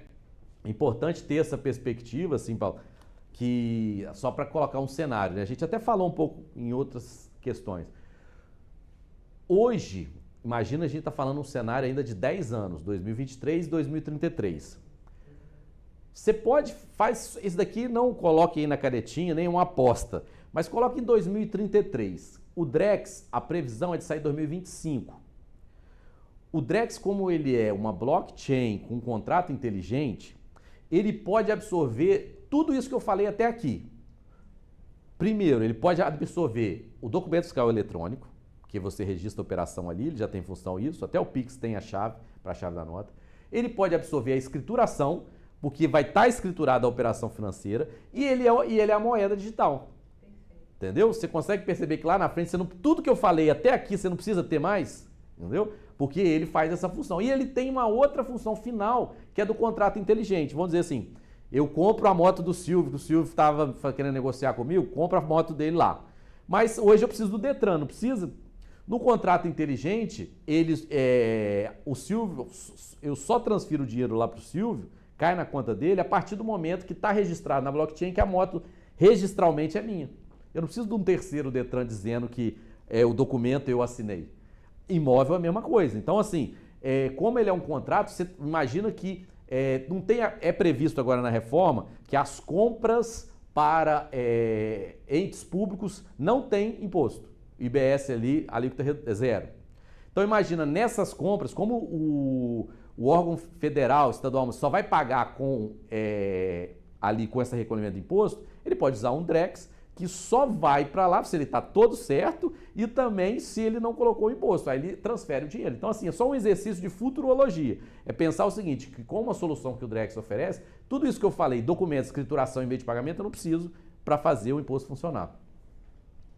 Só uma dica, quem quiser saber mais um pouquinho sobre Drex, pode ir lá na plataforma Nada Óbvio, que tem um vídeo do Bruno explicando muito. Nossa, a primeira vez que eu surgiu, eu falei assim, mas Drex não é Pix? A gente teve essa ideia, né? Drex não é Pix. E aí, acho que 2 dias depois, Bruno lançou um vídeo. Pode ir lá que você vai entender tudo como que é o Drex. E, assim, essa é a vantagem da gente dos outros países, né? A gente tem um sistema bancário e aquela seleção do Banco Central tão avançada que ele vai poder realmente abarcar com segurança, né? A gente não vai depender de outros entes para poder estar fazendo essas operações. E lembra que a gente está falando aqui em exportação, créditos acumulados e devolução imediata financeira? Provavelmente eu vejo também mais para frente é o seguinte, as preços de transferência e pagamento de divisas por Drex, porque ele vai fazer a conversão automaticamente dos câmbios, porque ele é uma imposição não aqui do Brasil, mas todos os países e os bancos centrais querem a sua, não pode ser criptomoeda, é CBDC, né, que é moeda central de blockchain desses bancos. Então, assim, ali vai ser onde que ele vai converter imediatamente na outra moeda. E quando você for fazer aquelas viagens lá na Disney, lá no negócio, a gente for para lá, você não vai também precisar levar aquele dólar, não. Você leva já o seu cartão estruturalmente em Drex e já vai fazer a conversão imediata, entendeu? E tudo regulado. Então, assim, entende essas questões que são aqueles degraus, né? Estão aumentando aí e a gente tem que entender também esses cenários. Então, o Split Payment é isso, tem aqui as normativas, vale a pena entender, porque nos momentos iniciais, porque aquilo que eu falei, é ele que gera uma grande mudança naquilo que... Lembra que tinha aquela questão, que uma discussão inicial da reforma, que era, você tem que garantir que o adquirente sabe que o fornecedor recolheu o imposto? Isso não vai precisar colocar para o adquirente saber se recolheu ou não, né? Porque quem já vai estar recolhido já vai estar ali naquele momento. O importante também é saber. É uma discussão que se coloca também como estratégia, porque... Em alguns momentos fala-se que por que não escalonar essa devolução, né, esse recolhimento, para não ser de imediato naquele momento, né, para não afetar muito o fluxo caixa das empresas. Então isso também é importante se discutir, mas ele traz um outro cenário ali e assim, é aquilo que eu falei, como lá o IVA europeu ele tem uma diferença, porque lá quando você manda da Europa, vamos dizer, de Portugal para a França, entre estados é 0. Aqui a gente não tem, é tudo subnacional e tudo coloca. Mas lá o que coloca? Você geralmente muda o perfil das fraudes, né? A fraude vai para o meio da cadeia e fica um fraudador que desaparece muito rápido, tipo em Portugal, e quando ele manda para a Espanha, ele não recolhe, desaparece. Mas aqui a gente não vai estar mitigado porque as interestaduais têm IBS. Então, percebam essa questão, mas... Se tudo que eu falei não tem importância, né, Paulo? Se vocês não acreditam, é o homem que está falando, ó. A PI diz que país não terá o melhor IVA do mundo. Isso já está claro com as exceções, pressões de grupo, né, de maiores lobbies e tal. Isso faz parte, assim. É melhor do que nós temos? É melhor, mas assim, ele poderia ser um pouco melhor se não tivesse tanta exceção. Mas essa frase dele é para vocês entenderem onde que ele se sustenta. Mas terá o melhor sistema de cobrança do mundo. Por quê? Com o Split Payment você garante todo esse recolhimento efetivo ali. Então, por isso você pode gerar o crédito e tal. Então, assim, entender a profundidade da frase e o que ela sustenta. E aí é a hora que a gente pensar que começam, né, aquelas questões de planejamentos indevidos. Esquece que isso não vai ter espaço na reforma, né, Bruna? A gente, hoje, é exatamente bem, a lentidão, quer dizer... o passo a passo que está sendo implementado permite também que o próprio governo veja todas as possibilidades e trave isso. Então, eu vejo que vocês também têm comissões de trava, né, de questões de planejamentos indevidos aí, que a gente pode chamar, para não existir, porque o sistema de cobrança vai ser muito efetivo. Isso, e assim, as regras do jogo vão ser mais claras também, né? Então você vai ter que buscar dentro, aquelas questões que a evasão se tornava... Você pensar, poxa, meu concorrente está evadindo, então vou também. A questão é porque uma grande discussão que eu coloquei quando a gente estava discutindo até com o Banco Central sobre meios de pagamento para aí o modelo de recolhimento foi o seguinte, a pergunta mudou, Paulo. Antes, a pergunta pode existir até 2026 é o seguinte, você quer com nota ou sem nota? Essa pergunta pode existir, apesar de ser uma pergunta que acontece no Paraguai, outra que não existe aqui. Mas ela pode existir nesse cenário hoje. Só que num cenário de split payment, ela não existe mais. Sabe por quê? Porque quem pergunta se tem ou não documento fiscal é o meio de pagamento. porque ele já tem no próprio Pix o espaço para chave de acesso. Se você informa que não tem, é livre e loucura sua, porque você já afirmou que não tem. Mas a pergunta mudou de local. Quem faz a pergunta é o meio de pagamento. Entendeu? Por isso que aí eu vi, nessas palestras que a gente faz, aí você vê, depois a pessoa vem conversando comigo, efetivamente agora não posso olhar se o meu concorrente está ou não emitindo, porque ele também vai estar só sendo detectado no rastreamento do fluxo financeiro. Então, gente, assim, ó, a dica é, não existirá meios de pagamento depois da reforma implantada, sem vínculo a documento fiscal. Então, eu não tenho essa questão de cartão de crédito, em dinheiro, Pix, DRE. Não vai existir meio de pagamento que não vai estar vinculado com algum documento fiscal, algum embasamento. Então, isso é uma coisa também que a gente já precisa, desde agora, preparar nossos clientes, para os clientes já terem esses 2 anos, né? Quem conhece algum cliente que faz isso, que o cliente tem que preparar realmente, brincadeiras à parte, a gente sabe que tem empresários e aí eles precisam se preparar para essa realidade, porque senão a realidade vai ser muito dura para ele quando for imediata, né? E aí só para você ter, mas dá uma prova de que isso já está acontecendo. Vamos sair de alguns estados, vamos citar uns estados lá do Nordeste. Paraíba já colocou essa regra, já existia no Ceará a regra que o marketplace é responsável quando ele permite uma venda sem nota, e aí aqui no Espírito Santo ainda não, mas lá no Ceará já tem. Aí Paraíba fez uma coisa mais além, já conversando com isso. Você precisa ter aquela frase, haverá sinais? Já tem sinais aí. Olha o que Paraíba fez. E não só ela. Só pode existir POS na frente de loja hoje se esse equipamento permite a nota saindo junto. Não pode existir esse POS que a gente tem aos montes hoje, que só sai o comprovante. Entendeu? E tem uma pessoa lá de Fortaleza nos assistindo, viu? A Miriam Fazão está lá, ela está nos acompanhando aí. Um abraço para ela, deve estar um sol maravilhoso lá também. Entendeu? Essas questões são dicas que a gente vai conversando, né? A gente pensa, poxa, a gente já tinha que conversar isso com o cliente. Olha, em 2026 não vai existir meio de pagamento sem emissão de nota. Então, como é que você vai preparar, né, o seu negócio para isso? Se o seu negócio está embasado, muitas vezes, em não emissão. Porque a gente sabe, existem negócios que a lucratividade é a não emissão. Então, esse negócio, ou ele vai acabar, ou ele vai ter que se adequar. E até essas outras discussões. Então, vamos colocar um outro exemplo também, Paulo, assim, um exemplo do Chile. Porque você está falando, poxa, Bruno, mas você ainda está falando que tem nota. No Chile não tem nota no varejo. O que tem é só o meio de pagamento e lá está recolhido. É o split payment funcionando. Entendeu? Então, entende assim, já existem modelos, eu não estou falando uma coisa lá na frente. Eu estou falando que tem estado que já está se antecipando e tem também modelos que já funcionam. Então, entender essas questões mesmo da transição, dos fluxos financeiros e como é o fluxo financeiro que define agora muito essa contabilidade, essa gestão da empresa. Então, vamos seguir aqui. Eu acho, assim, essa tela muito importante, porque, assim, Paulo, nesses modelos de transição está previsto umas discussões também de eficiência dos fiscos. Porque tem a questão lá do fundo de repasse, principalmente para os estados que perderam, e queira ou não, o Espírito Santo sofre mais por não ter uma grande população, vai sofrer um impacto maior, né, para essa tributação do destino. Mas tem também a se pensar um índice de eficiência dos fiscos.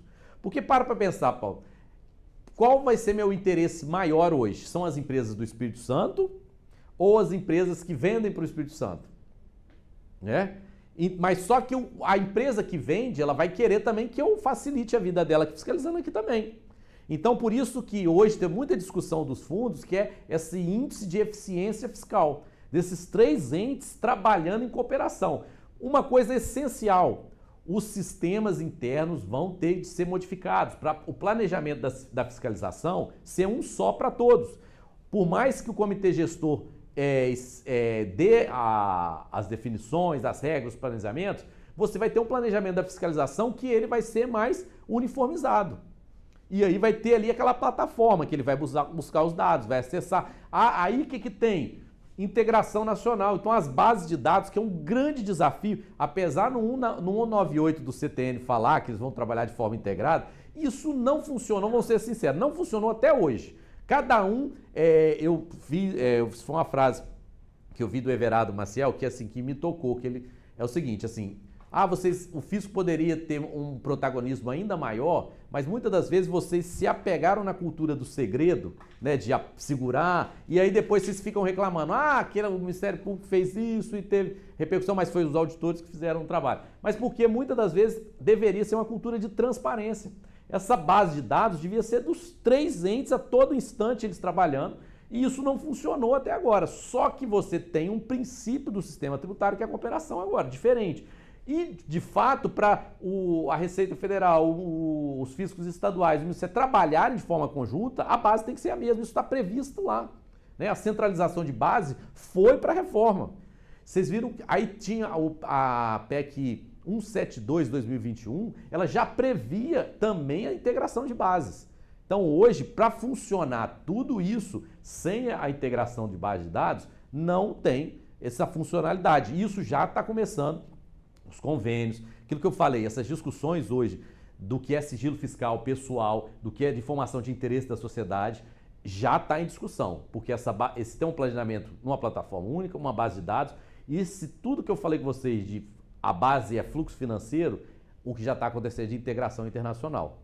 Né? Assim, o que de fato eu preciso ter uma moeda mais digital para esse ambiente, como o Drex, você tem hoje esses mecanismos, né, contra a lavagem de dinheiro, imposição junto com o COAF para esses 3 entes atuar. Então, assim, é muito interessante, porque assim, uma coisa também que eu divido com vocês dessas palestras, assim, que aí no final sempre aparece um ou outro, assim, que fica sem graça de perguntar, né? E aí, geralmente são pessoas que trabalham no sistema bancário. Fala assim, Bruno, achei muito interessante essa questão dos fluxos financeiros. E eu mesmo, como instituição financeira, fico um pouco aliviado, porque no meio dessas cadeias aí, às vezes tem os atravessadores, tem aqueles que não participam da gestão das empresas, mas é onde circula todo o valor ali daquele financeiro e que às vezes complica a minha instituição financeira, porque às vezes tem os relatórios do COAF, por que está passando tanto dinheiro para uma pessoa ali, por que ela está pagando tudo em dinheiro. E assim, agora com essa rastreabilidade, eu pelo menos assim, eu já me eximia das informações que eu repassava, mas agora fica mais claro assim, olha, os entes que não estão atacando, a responsabilidade é deles, entendeu?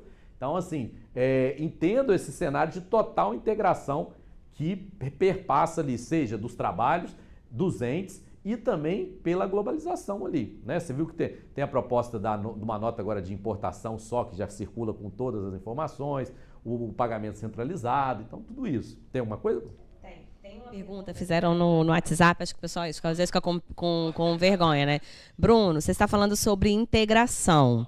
Isso significa também, você entende também no nosso trabalho, quer dizer, o contador vai atuar no Brasil todo, não teremos mais regionalidade. Acho que ele quer dizer, agora eu vou, né, o contador, já que vai ser o CBS, ele é nacional, eu não tenho, porque tem muito isso, por exemplo, um cliente quer abrir uma filial lá no Ceará, então eu vou ligar para minha colega lá, olha, me dá um apoio aí, porque eu não conheço muito bem o sistema, eu não sei a data do vencimento, eu não entendo né, a declaração acessória do Ceará, então a gente tem isso. Eu acho que ele quer dizer, você acha que vai também agora virar nacional? Mas ele entende uma coisa, que ele tem que esquecer o cenário de hoje, ele tem que olhar a oportunidade para o cenário de amanhã. É, de fato, ele se tornar nacional, porque as empresas que ele pode estar atuando aqui, que são fornecedores e tal, ele vai ter esse contato. Mas lembre agora, ele tem uma legislação única. Ele tem uma centralização de pagamento único, que é o comitê. Ele tem um contencioso que também é lá. Então, isso simplifica para ele, de fato, até expandir os negócios dele. Porque antes, assim, vamos dizer, como era aqui na origem, os contabilistas, os contadores do Espírito Santo, conheciam mais do negócio aqui. Mas agora vão ser empresas que vão ter que ter peculiaridades. Eu estou vendendo para a Zona Franca, mudou aqui agora. Ou lá, mantém-se um regime aí que ele ainda permanece, a empresa quer ficar no Simples. Como que eu vou só dentro do Simples utilizar o IBS? Tem essa possibilidade, né? Você tira o ICMS e você continua pagando tudo por fora, e o ICMS e o ISS você paga já no IBS. Tem essa possibilidade também pensada. Ou você já vai tudo por... O que a gente faz quando coloca no cálculo não compensa, aí vocês vão fazer no papel e vão dizer se isso é verdade. Mas quando a gente faz nos cálculos lá com os documentos, entende-se que não compensa permanecer no Simples, né? Apenas quando ele tem muitos funcionários, algumas outras situações. Mas aí ele tira só os 2 impostos e paga por fora o outro, entendeu? Aí tem algumas outras perguntas, que não sei se você quer deixar para o final. Também no WhatsApp me mandaram assim, Bruno, afinal, tem-se uma ideia de quanto será a alíquota? Qual é a sua aposta? Eu adoro isso, qual é a sua aposta? A sua aposta. Não, eu já virou isso realmente de aposta. A questão é o seguinte, ela começou, se vocês verem, tem um fluxo, olha como que a gente estava inocente há 2 anos atrás. Quando a gente começou esses trabalhos lá em 2019, ali, essa questão de reforma, a gente colocou ali no fluxo 10% de alíquota. Vocês vão ver quando a gente era esperançoso. Inocente. Aí, mas assim, hoje, assim, admitido pelo o ministro da Fazenda, 27,5%. A questão que ampliou-se algumas exceções, né? Ampliou-se, isso tende a impactar.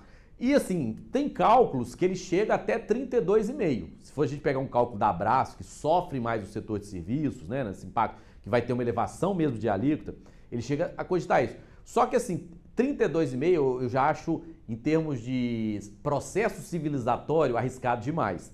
Que tem um índice, né, de convulsão social, que se apurou historicamente 35% de carga tributária, é onde você chega perto de convulsões sociais. Então, assim, 32 já está muito alto.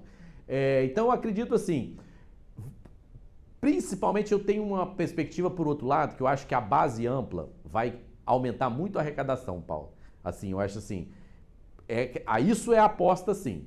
Eu acredito que tem muita base ampla aí que não é tributada hoje.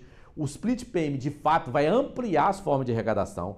E eu acredito que a tendência é que quando faz aquela comparação carga tributária PIB, eu acredito que mesmo no 27 a carga tributária PIB sobe, porque vai ampliar muito a arrecadação por causa desses sistemas tecnológicos. Eu vejo, assim, o que eu cobro sempre nas palestras que eu falo é a presença de discussão do povo mesmo, do cidadão, para entender, assim, não deixar também, vai aumentar gasto público, vai ter outras justificativas, né?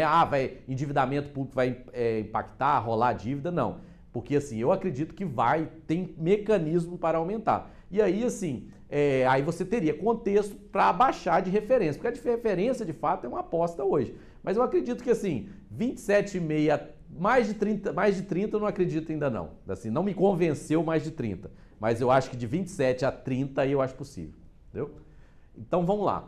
Mas é a aposta. Mas o que é o mais importante, eu acho o seguinte, não fugir das discussões como Conselho Federativo, Cidadão, Fiscos, todo mundo tá lá. Porque se deixar passar suave, aí, né, cada um vai colocar uma exceção. Cada exceção aumenta a alíquota. Então, vamos lá. E, então, Paulo, já caminhando no nosso encerramento, é entender também, assim, o seguinte, esse novo cenário que já começa a existir em alguns estados, que já que vocês perceberão que esse fisco de obrigação acessória, de controle, aquele fisco mais de custo de transação, tende a perder espaço, nasce um fisco de gestão de risco. E esse fisco já tem representantes hoje. Tipo, já que tem a colega lá de Fortaleza, ela sabe que lá em Fortaleza tem um programa de conformidade pai d'égua, né? Da minha amiga lá, da Natasha, da Fernanda, ajudei ali elas a conversar. Em Alagoas tem um contribuinte arretado. No Rio Grande do Sul tem um contribuinte legal e São Paulo nos conformes. Então isso já tem acontecido. O que você prima nesse contexto é de fato uma classificação de contribuintes por risco. Que é o quê? Você começa a não olhar para castigar esse passado, mas para olhar assim, como que vai ser esse futuro? Por isso que a auditoria é interessante, porque é os indicadores contábeis que vai dizer se essa empresa merece continuar ou não. Se o fisco, de fato, ele está ali só produzindo uma empresa zumbi, que vai produzir crédito podre, que perverte o mercado, ou ela não, ele vai, né, de fato, trazê-la para uma conformidade e, assim, esses acertos. Então, isso são classificações dentro dos fiscos mais, assim, que é um programa perto ali da geladeira, o colega lá de São Paulo que fala, nos conformes, que você tem perfis, que aí você tem maior transparência, as devoluções, pode ser até mais rápidas as devoluções, você tem benefícios de desconto, essa autorregulação. Então, assim, é um novo contexto hoje, porque fatalmente o fisco vai se direcionar mais para as fraudes estruturadas, que vão nascer nesse novo contexto. Um outro tipo de fraude. Morre a do passado, mas vai nascer um outro tipo. Então, assim, como as obrigações acessórias o sistema vai tratar, então, assim, é melhor classificar esse contribuinte E esses contribuintes, ou eu subo ele para outras categorias, por quê? Compra, só para vocês terem uma ideia lá no estado de São Paulo, contribuintes aqui embaixo, eles estão fechados até para compras públicas. Ele tem restrições para essas questões. E aí, para você ser um contribuinte A mais A, o nível de transações que você tem com esse tipo de empresa também impacta. Você para pensar como que aquela questão da concorrência leal, entendeu? Se você trabalha sempre com empresas aqui de B para cima, de C, que tem maior conformidade, transparência, você tem um novo cenário, entendeu? Essa classificação vai fazer com que os próprios bons contribuintes deixem de transacionar com os ruins. Não vai fazer assim, ele vai ser excluído da cadeia por duas formas. Ele vai ser excluído pelo próprio mercado e também pelo fisco, né? Ele vai ser alcançado das duas formas. E aí são situações que já tem gerado bons resultados, assim. Então entendo assim que você vai ter uma carteira e essa gestão de risco. E aí as fraudes estruturadas é onde que vai de fato estar o olhar, porque o sistema de pagamento, o sistema de apuração, o sistema de uma declaração pré-preenchida, ele já vai fazer as automatizações. É esse olhar de uma gestão de risco de contribuintes que é o que caminha nesse outro cenário, entendeu? A Dani Dornelas, que é aí nossa representante até da Comissão da Mulher, ela está falando, o planejamento financeiro nunca foi tão importante, né? Então a gente tem esse planejamento financeiro. E aí a Eliane Vieira, ela fez um questionamento também, o que o aumento do ICMS tem em relação com a reforma tributária? Né, a gente não sei se você quer comentar isso agora ou deixar um pouquinho mais para frente. Agora não vamos, né? O assunto que está aí palpitando. E é um assunto. Pessoal, né? Ontem e anteontem, na verdade, foi divulgado mais estados que vão ter aumento da alíquota de ICMS, né? Inclusive emitiram uma carta conjunto. Quem não leu essa carta é muito importante também, né, que saíram em alguns jornais, mas existe uma carta emitida pelos estados que está disponível e é importante que vocês leiam, porque ela tem toda uma justificativa dos estados. É importante, primeiro, assim, parabenizar, assim, a discussão que ganhou forma, né? A sociedade está discutindo, porque, de fato, uma alíquota aumentada agora para o impacto ou previsões futuras, né? Já tem um impacto que você está pagando agora, uma possível discussão. Mas é importante discutir alguns cenários que a Paula citou bem, assim. Primeiro, a carta dos secretários, né? Esses 6 secretários, porque são os secretários mais do Sudeste e do Sul, inclusive o Espírito Santo. E aí, alguns estados e alguns municípios, é bom questão que não só os estados, mas alguns estados e municípios já fizeram um movimento anterior de elevação e já fizeram essa elevação em razão de quê? Segundo, fica fácil para eu comentar que eu trabalho nos dois campos, né? No CERT, que é lá do governo federal, e aqui no grupo de trabalho da Receita do Estado. Então, segundo, ele traz essa questão da possibilidade, existe na reforma uma questão chamada fator de transição, que é para garantir um percentual no fundo, que é um fundo de distribuição para os estados que vão perder com essa questão de sair da origem para o destino. Aquele fundo que nós falamos lá no início, 50 anos. Então, assim, hoje você precisa garantir com a receita de 2024 a 2028 percentuais que vão ser distribuídos e você vai garantir. A questão, primeiro, tem uma questão de teoria dos jogos, né, estratégica, né? Infelizmente, alguns já aumentaram. Se outros estados não fazem o mesmo movimento, o que acontece é o seguinte, o percentual vai ficar menor. A questão, se todos fizerem, é que vai se manter esse percentual. E a questão que se coloca também, que está na justificativa na carta, foram as perdas que aconteceu em 2022 em razão de aquela diminuição das alíquotas do combustível, da energia elétrica, do gás. Então, todos aqueles impactaram também. Então, é uma das justificativas. O governo federal também lança a nota de que a reforma tributária não é responsável para esse aumento, porque ele não foi pensado. Mas a questão, do jeito que está lá, essa possibilidade de 2024 a 2028 ser base para garantir o percentual, infelizmente gerou essa corrida e fez o que se fez. Porque ali, além da arrecadação, tem a questão da eficiência fiscal. É difícil, né, apurar, é mais fácil talvez uma elevação do que a questão da eficiência.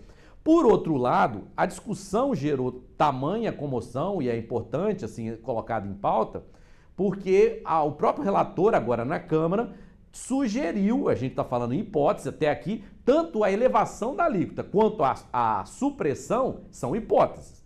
Então, assim, sugeriu que essa parte seja retirada agora da votação da reforma tributária na Câmara. Para quê? Para que isso fosse discutido em termos de lei complementar, que aí fica sem essa corrida, sem aquela corrida armamentista da alíquota para cada um garantir o seu. Então, assim, é importante, assim, de fato, né, os gestores aqui do Estado, né, o nosso secretário Benício já se posicionou, né, deu até uma manifestação hoje na Gazeta, porque, queira ou não, o impacto está colocado. Se o Espírito Santo se mantém inerte, ele vai diminuir o percentual que vai ser redistribuído para o município, para o Estado, e o Estado, caracteristicamente, o Estado perde em termos da mudança, porque ele tem uma população menor. Então é um movimento também em colegiado com esses 6 estados, dessa possibilidade. Agora, eu acredito também assim que, dependendo das discussões da reforma, né, que vai ter agora, se ter a supressão, pode ser, né, nesse momento o Estado mantém a posição da alíquota proposta de 19,5%, mas assim, ainda teremos muitas emoções nos próximos capítulos. Então é importante a discussão, o impacto, as justificativas estão aí. Tem justificativa porque, de fato, 2022 caiu bastante. E teve, por outro lado, que se não faz esse movimento que todos os outros estados fizeram, o Estado do Espírito Santo sai prejudicado nessa redistribuição. O que acontece é que lá na média, lá na frente, a gente vai ficar em desvantagem, porque todos vão estar com 19% de alíquota, né, e a gente vai estar com 17%. Mas, assim, existe ainda uma discussão, isso pode voltar, né, Bruna? Isso pode não se manter devido às futuras... Porque tem a manifestação ontem do relator que ele viu que gerou esse movimento, né? A população está certamente, concordo, nesse momento assim, discutir, poxa, uma elevação de alíquota agora, nós vamos enfrentar. E aí ele fala assim, não, talvez fosse melhor para evitar esses maiores desgastes, ele ir para levar para uma discussão na lei complementar e até aprimorar o mecanismo, né? Porque às vezes o mecanismo foi pensado de uma forma, né, e gerou essa externalidade dessa corrida de elevação das alíquotas. Só que assim, alguns estados já fizeram, o estado manteve até esse momento e agora fez em conjunto para ser. Também a gente tem que entender que a gente está nesses blocos de estado e tal, e a gente, se ficar de fora, infelizmente a realidade é que a gente vai perder lá na frente. Então isso não tem como... Não é uma palavra fácil de dizer, mas a gente vai perder lá na frente. Infelizmente, a realidade tem isso agora. A dica, acho que é muito importante, né, a gente como profissional de contabilidade, é pensar que pode ser que realmente essa alíquota se mantenha em 19,5%, e aí as empresas elas precisam repensar imediatamente os preços para 2024, lembrando que uma vez publicado, a gente vai ter 90 dias, né, Bruno, que vai ter que respeitar, né, a questão dos 90 dias, mas a gente já tem que repensar os preços e contratos. Muitas empresas já fecharam contratos para 2 anos, com base na nossa alíquota de 17%. Então, essas questões de preço precisam agora ser repensadas para estratégias do ano que vem. Se não acontecer, a gente já tem o que temos hoje, é o que temos hoje.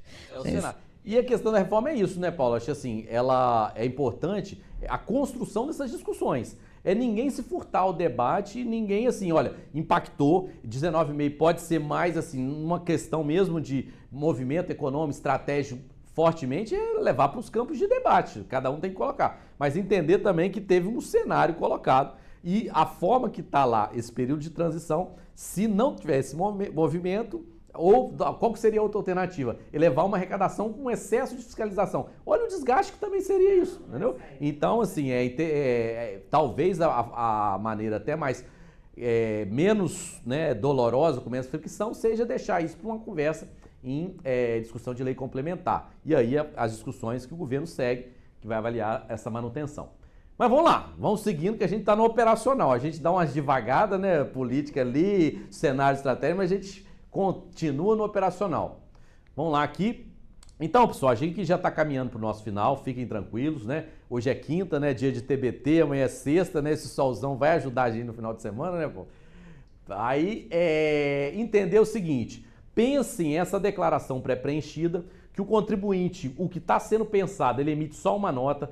Lembrem, percebam de novo, a gente falou isso na palestra de movimentação financeira. Lembra que ano que vem, abril, nasce o evento de conciliação financeira, que é para amarrar aqueles pagamentos que saem extemporâneos, que é para amarrar aquele pagamento que sai na filial. mas a nota saiu pela central de distribuição.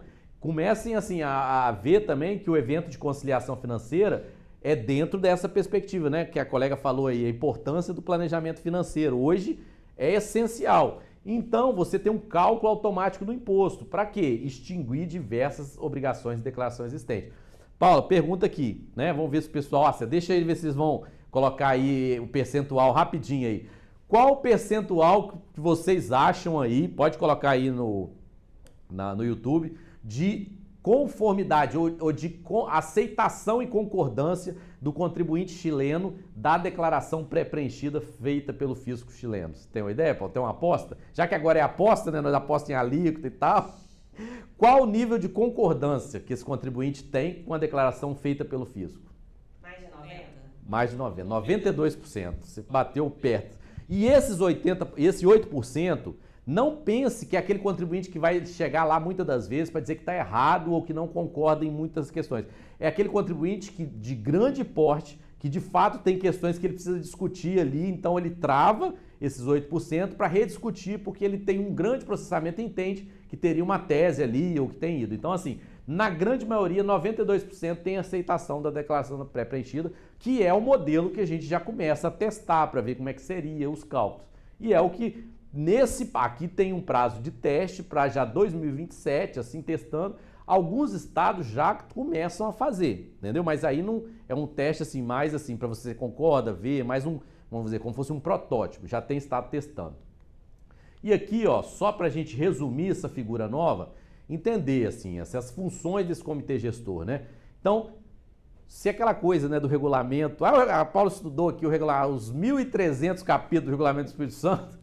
Ela sabia do Rio de Janeiro, de todos os lugares que ela tinha clientela, ela sabia tudo. Agora ela tem um regulamento único. Isso já entendeu? Então é função dele normatização tributária.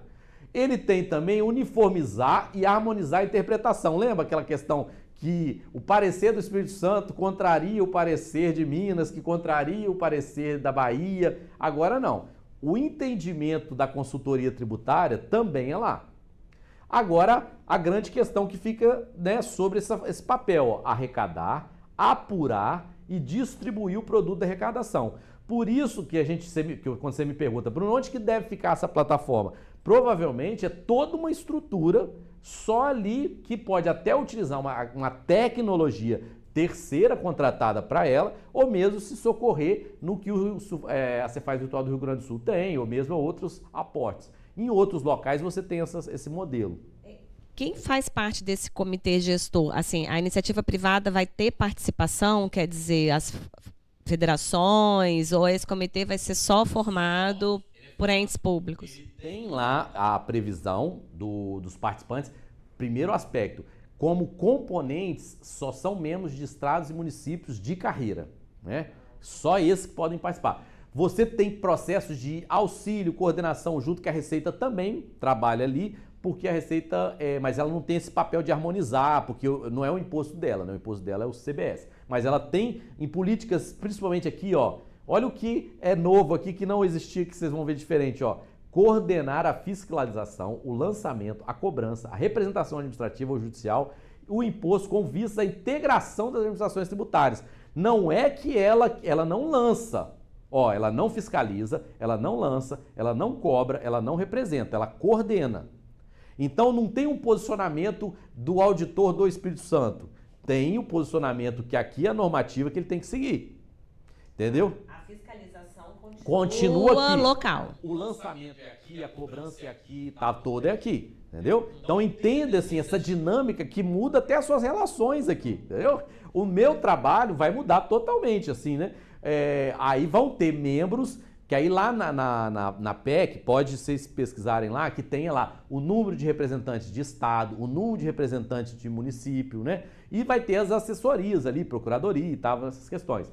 Então assim, ó, lei complementar, né, prevê essa integração desse contencioso administrativo, porque precisa também ter esse processo, e a centralização dessas coordenações. Então assim, dá uma passadinha lá no 156B, né, do relatório, que, né, Paulo, ali, abre aquele vinho aí à noite aí, né, nesse sábado calorado aí, e dá uma olhadinha ali, que muda toda a relação que você tinha, entendeu? Então, assim, mesmo os físicos vão ter uma outra relação aqui com esse comitê gestor. Ele, Paulo, você olha como é que ele, assim, tinha várias situações, quando ele muda de conselho federativo para comitê, foi porque muitas das vezes os governadores e prefeitos sentiram também que tinha um órgão ali que estava nascendo de extrema autonomia e relevância, entendeu? Aí ele já perdeu algumas funções, mas mesmo assim você vê que são muitas ali de comitê gestor, né? Então ele tem essas perspectivas e é um órgão que mesmo aí de tradução, e essa plataforma que vai apurar. Então, assim, para a gente ter esse resuminho ali, né? Aqui que eu falei com você, Paulo, nós pensamos tudo 10% de imposto, mas não foi. Viu que a gente é bonzinho? Então, assim... Já vou ter que refazer essa planilha de 7 mil. Então, assim, o que a gente pensa, assim, desse fluxo operacional é sempre essa estrutura, assim, né? A indústria mesmo tem muito dos créditos que ela vai gerar, se esse industrial é exportador aí que ele vai ter os créditos acumulados, mas pensar esse comitê, o que era conselho, como uma conta corrente fiscal centralizada. Que é aqui que, assim, que nesse tempo ali, dessas vendas para o atacadista, para o varejista, que ele vai depois vir atrás para vir o quê? As devoluções dele. É aqui que ele vai gerir. E lembrando que aí que é a grande mudança também. Se até então todos os fiscos, as contabilidades aprenderam que o foco estava na origem da fiscalização, aí nasce substituição, antecipação, tudo eu jogo regra para cá. Agora é aqui.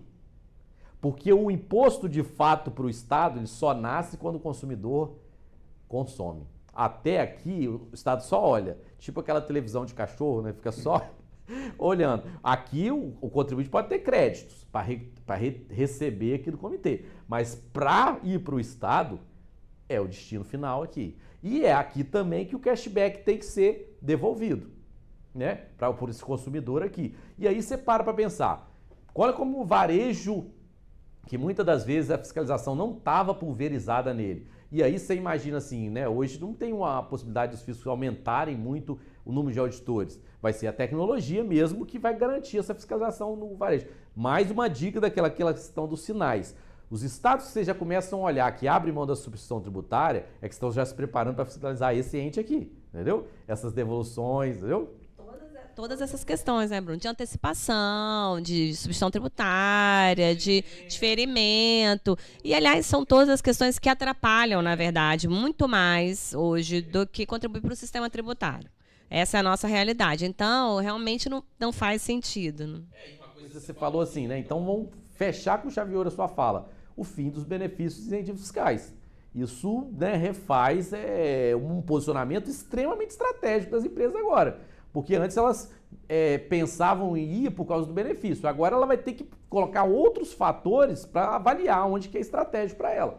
Então, assim, ter todo esse contexto e pensar nessas formas que vão ir. E aí você pensa aqui, olha, começa a entender também. Por que você vai ter uma nota premiada capixaba e esse contribuinte querendo a nota?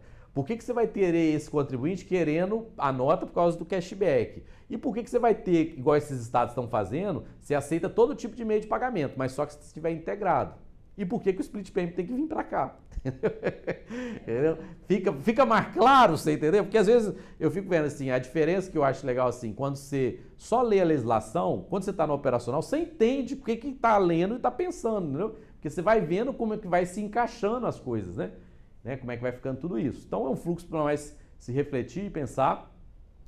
Para aqui, né, a gente caminha praticamente, eu acho que quase encerrando, mas aqui, Paulo, assim, deixa para o pessoal, assim, essa não é uma pergunta minha para eles agora. O exercício que tem que fazer daqui para frente é vocês fazerem essa pergunta diariamente nessas análises. Primeiro, esse modelo tributário que está nascendo, ele produz neutralidade? As minhas escolhas dependem disso que você falou? Tem incentivo? Tem crédito presumido? Tem menos fiscalização? Então, assim, qual o impacto? Então me diz, assim, as minhas escolhas estão extremamente afetadas pelo modelo? Segundo, a alíquota justa. O que é a alíquota justa? A alíquota que, mínima possível, garanta a arrecadação que eu preciso. Entendeu? Porque, assim, a grande questão hoje do teto se eu tiver uma alíquota muito alta, mas eu ampliei muito a base e eu ainda mantenho ela não está justa. É a alíquota mínima possível que eu garanto a arrecadação que eu preciso. Então, assim, o grande exercício vai ficar assim mais fácil apurar é o seguinte, né? Quando começar essas alíquotas vindo, essa ampliação dessa arrecadação, já garantir os fundos, como que está, de fato, está impactando? E aí vai avaliar como é que está a eficiência fiscal, como é que está isso. Então, a função da alíquota nesse modelo é entender uma alíquota mínima para arrecadação garantida. E outra, eu estou ampliando ou diminuindo o meu custo de transação? O custo da minha obrigação piorou, mesmo que eu considere a transição, mas o fisco, ele pelo menos me deu algumas soluções que vão diminuir o meu custo de transação, né? Como é que está isso? E a última pergunta que tem que fazer nesses dias é se eu vou começar a olhar para o meu concorrente e dizer, não, ele está lá evadindo e está se dando bem. Então, será que vale a pena ou não ir? Então, essa evasão fiscal é viável ou inviável? Entendeu? Então, são todas essas perguntas que, assim, esquece se você fala assim, nossa, eu fiquei aqui, tem tanta confusão, mas guarda essas 4 perguntas para você fazer.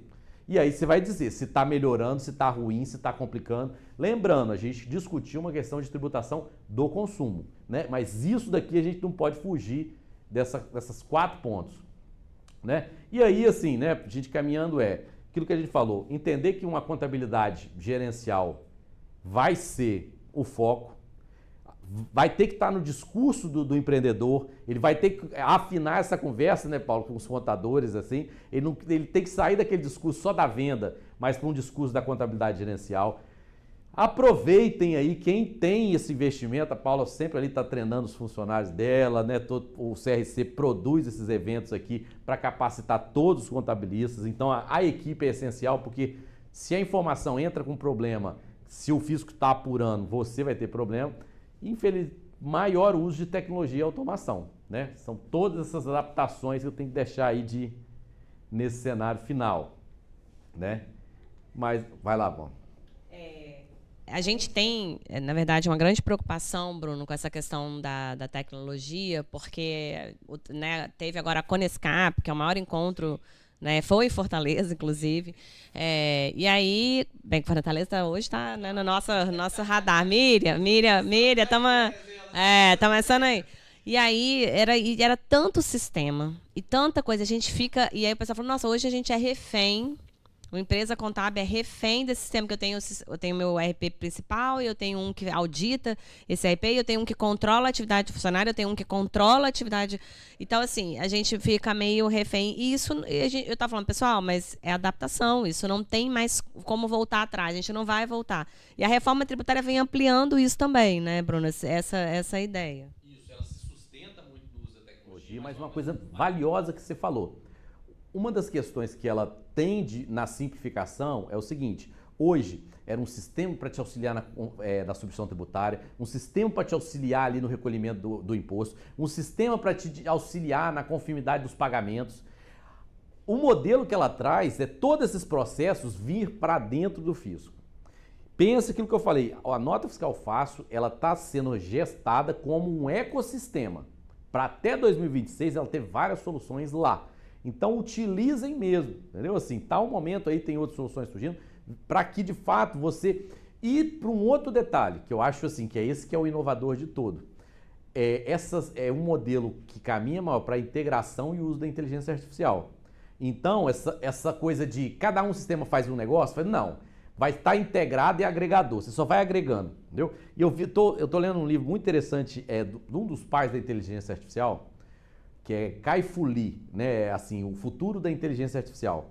E é muito interessante o que ele coloca, é o seguinte: inteligência artificial só prospera se você tem uma base de dados muito grande. Por que aí ele fala assim, a grande virada, assim como os Estados Unidos virou em relação à Rússia, foi quando na corrida espacial. Mas ele fala que a China vai dar a virada nos Estados Unidos agora, porque ela tem uma vantagem que os Estados Unidos não têm. Primeiro, ela tem centralização e ela tem bases de dados e dinheiro para colocar na tecnologia. Os Estados Unidos ele não consegue centralizar, dinheiro ele tem, mas ele não tem a base de dados todo um aplicativo só que a China tem. Então ele falou assim, todas essas inovações, né? Aí você começa até a analisar esses movimentos aí que está acontecendo. Não pode mais produzir chip mais em Taiwan, tem que controlar o TikTok pelos Estados Unidos, entendeu? Então assim, porque ela já entende que inteligência artificial ela é esse agregador e ele assim, o que tem que valer no final é a experiência do usuário, é a interface. igual a NFF, você não tem que saber que tem 300 aplicativos. Você tem que fazer o seu serviço e o que você precisa. Então, assim, eu acho que esse é um caminho que o fisco está caminhando para simplificar também. E a pessoa também tem aquela coisa de avaliar, né? Esse sistema é de fato que eu preciso? É de fato que ele me traz solução? Ou ele me simplifica? Ou eu logo tenho que agregar uma outra parte para fazer uma outra parte, para fazer uma outra contratação? Então, assim, para encerrar, gente, assim, a prévia aqui do que a gente falou é entender que, assim, que essa numeração de dados assim, para o fisco hoje é para melhorar aquela tomada de decisão embasada. Então, por quê? Por isso que vai ter a classificação fiscal dos contribuintes. Entender que esse fisco hoje, e vocês também, no trabalho de auditoria contábil, é muito mais essa detecção de fraudes hoje, essas fraudes estruturadas, aonde que vai estar o fluxo financeiro, aonde vai estar as parcerias internacionais, entendeu? Então, assim, e aí você tem muitas questões, né, Paulo? Olha como é que a gente pensa assim, não, Bruno está falando isso, mas quando eu vejo escândalos aí de Americanas, eu falo, por que passou isso? Avaliação de empresas, né? Aquilo que eu falei, hoje começa a se trabalhar os indicadores contábeis para ver se essa empresa continua ou não, se ela de fato está máscara. E é engraçado, assim, tem esse negócio assim, lá no mestrado a gente tinha umas matérias de avaliação e um ou outro avalia as empresas. Daí é engraçado que assim, o que depois assustou a gente foi assim, a gente apontava que tinha coisas estranhas ali, né? Mas, poxa, será que o mercado não viu aquilo? Ou é aquela ganância que sempre quer? Não, ela sempre dá lucro, eu sempre coloco dinheiro nela e tal. Mas estava ali falando que quando você ia avaliar aquela empresa, os exercícios ali mesmo, não dava aquilo que estava. Tinha alguma coisa errada. Então, assim, então é muito isso, esse cenário. E essa questão, pensa essa melhoria da eficiência. Isso tem que ser porque tem essa questão do índice. Imagine, vamos colocar um outro cenário que a gente colocou assim, o fator de transição não permite elevação de alíquota. Coloca lá naquele momento. Para todos os fiscos, deu uma corrida ali, gerou confusão e já sai lá na reforma que não pode ter elevação agora nesses 24. Ele vai ter que colocar tudo na eficiência, porque é outro critério da avaliação se sair a questão da alíquota. Então, aí você vai. Como é que você fica com o fisco mais eficiente e também que não atua muito? Beleza? Então, Paulinho, ó. Essa mensagem final aí, qual dos dois? Qual dos dois é melhor aí? E aí fica aí os contatos aí, pessoal. Bem, vamos lá. Tem todo mundo pedindo material para disponibilizar esse material. Tá aí já com você aí. Esse material é o seguinte, quem assistiu e fez aqui a inscrição no link vai receber o material e disponibilização do certificado. Então, quem está aqui acompanhando vai ter esse material sim. Bruno, outra coisa que também questionaram aqui, aí muita gente elogiando, ótimas explanações, muitas tarefas para nós contadores. Para todos nós. Para todos nós. E uma questão assim, essa perda do Espírito Santo, como que o Estado tem acompanhado, você que está lá dentro, o que o Estado está prevendo, assim, né? Realmente que a gente não é um Estado consumidor, né? Hoje, assim, são várias frentes. Vamos colocar primeiro as frentes políticas ali, que têm os seus atores responsáveis. É a garantia nesses fundos que estão trabalhando. Então, assim, tem os fundos de compensação para garantir essa transição, tem os fundos dos benefícios fiscais também, né, para garantir que as empresas fiquem aqui recebendo essas compensações, e tem também agora a parte técnica, né, já avaliando, né, nas discussões quais são os cálculos desses cenários, né, independendo da alíquota, dependendo das matrizes econômicas. Inclusive, agora, meu mestrado é o impacto econômico da reforma para o Espírito Santo. Então, também a gente está estudando isso com base nos documentos, as estruturações. Agora, tem as questões estratégicas também. O Espírito Santo vai ter que rever as suas políticas de atratividade, vai ter que rever para que polo ele pode ser, um polo, às vezes, de economia digital. O que ele traz é também as questões de integração de serviço, de parcerias, de turismo, de TAV. Então, assim, outras matrizes vão ter que ser colocadas. Não é uma resposta só fiscal, não é uma resposta só política. Ele tem uma agência também de empreendedorismo ali para encampar. Mas tarefas e discussão, isso a gente está paulatinamente, assim, eu falei, estou no grupo aqui, estou no grupo nacional, e é assim, a gente começa a comparar. Às vezes dá uns conflitos, né? Você está nacional, está aqui, tá lá, mas está indo sim, pensando, e eu acho assim, e aí é um pedido. Eu acho assim, eu sempre faço esse pedido.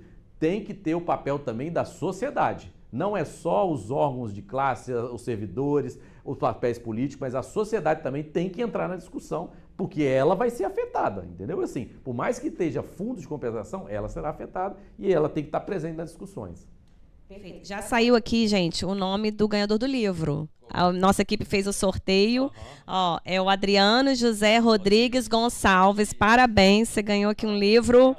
A gente entra em contato, tá, com a nossa equipe aqui do desenvolvimento profissional do CRC e a gente vai encaminhar esse livro aí para você. Beleza.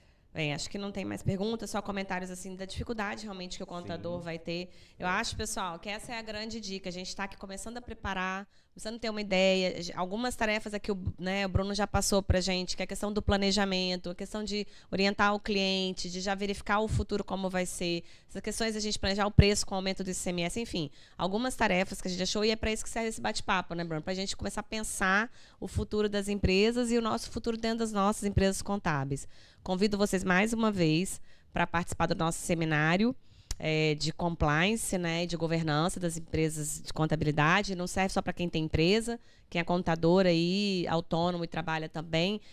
Existe uma grande questão de risco, né, Bruno? Hoje, as empresas de contabilidade estão sendo chamadas em processos criminais até por conta de sonegação. Então, é muito importante que a gente comece a avaliar riscos com os clientes. Isso também na reforma tributária vai ser mais importante também, né? Porque... Então, eu acho que é imperdível. Então, a gente convida para acontecer. Vai acontecer no dia 29, as inscrições estão abertas e as vagas são limitadas. E, mais uma vez, Bruno, obrigada. Essa, gente, é a nossa última live do ano. Eu fiz questão de fechar a live desse ano com o Bruno, que é um grande parceiro, é uma referência no estado e no Brasil, por isso que ele faz parte de comissão não só local, mas nacional. E, além de ser uma pessoa incrível, por isso também que ele atua em todas as áreas, porque a gente sabe a pessoa que ele é. Bruno, muito obrigada. Eu não sei como é que ele dorme, que ele roda o Brasil, mas a gente agradece de coração tudo que você passou e não é à toa que você é o primeiro lugar lá da nossa plataforma, tá? Obrigada. Pessoal, uma boa tarde, boa semana aí para todo mundo e a gente se vê. CRC está sempre à disposição de vocês. E não deixe de compartilhar o vídeo, não, Compartilha, sei lá, vai estar na nossa plataforma e não é nada óbvio também que a gente vai compartilhar, né? Porque aí fica assim, olha, o recado tá aí. Valeu, pessoal. Pessoal, tchau, obrigada.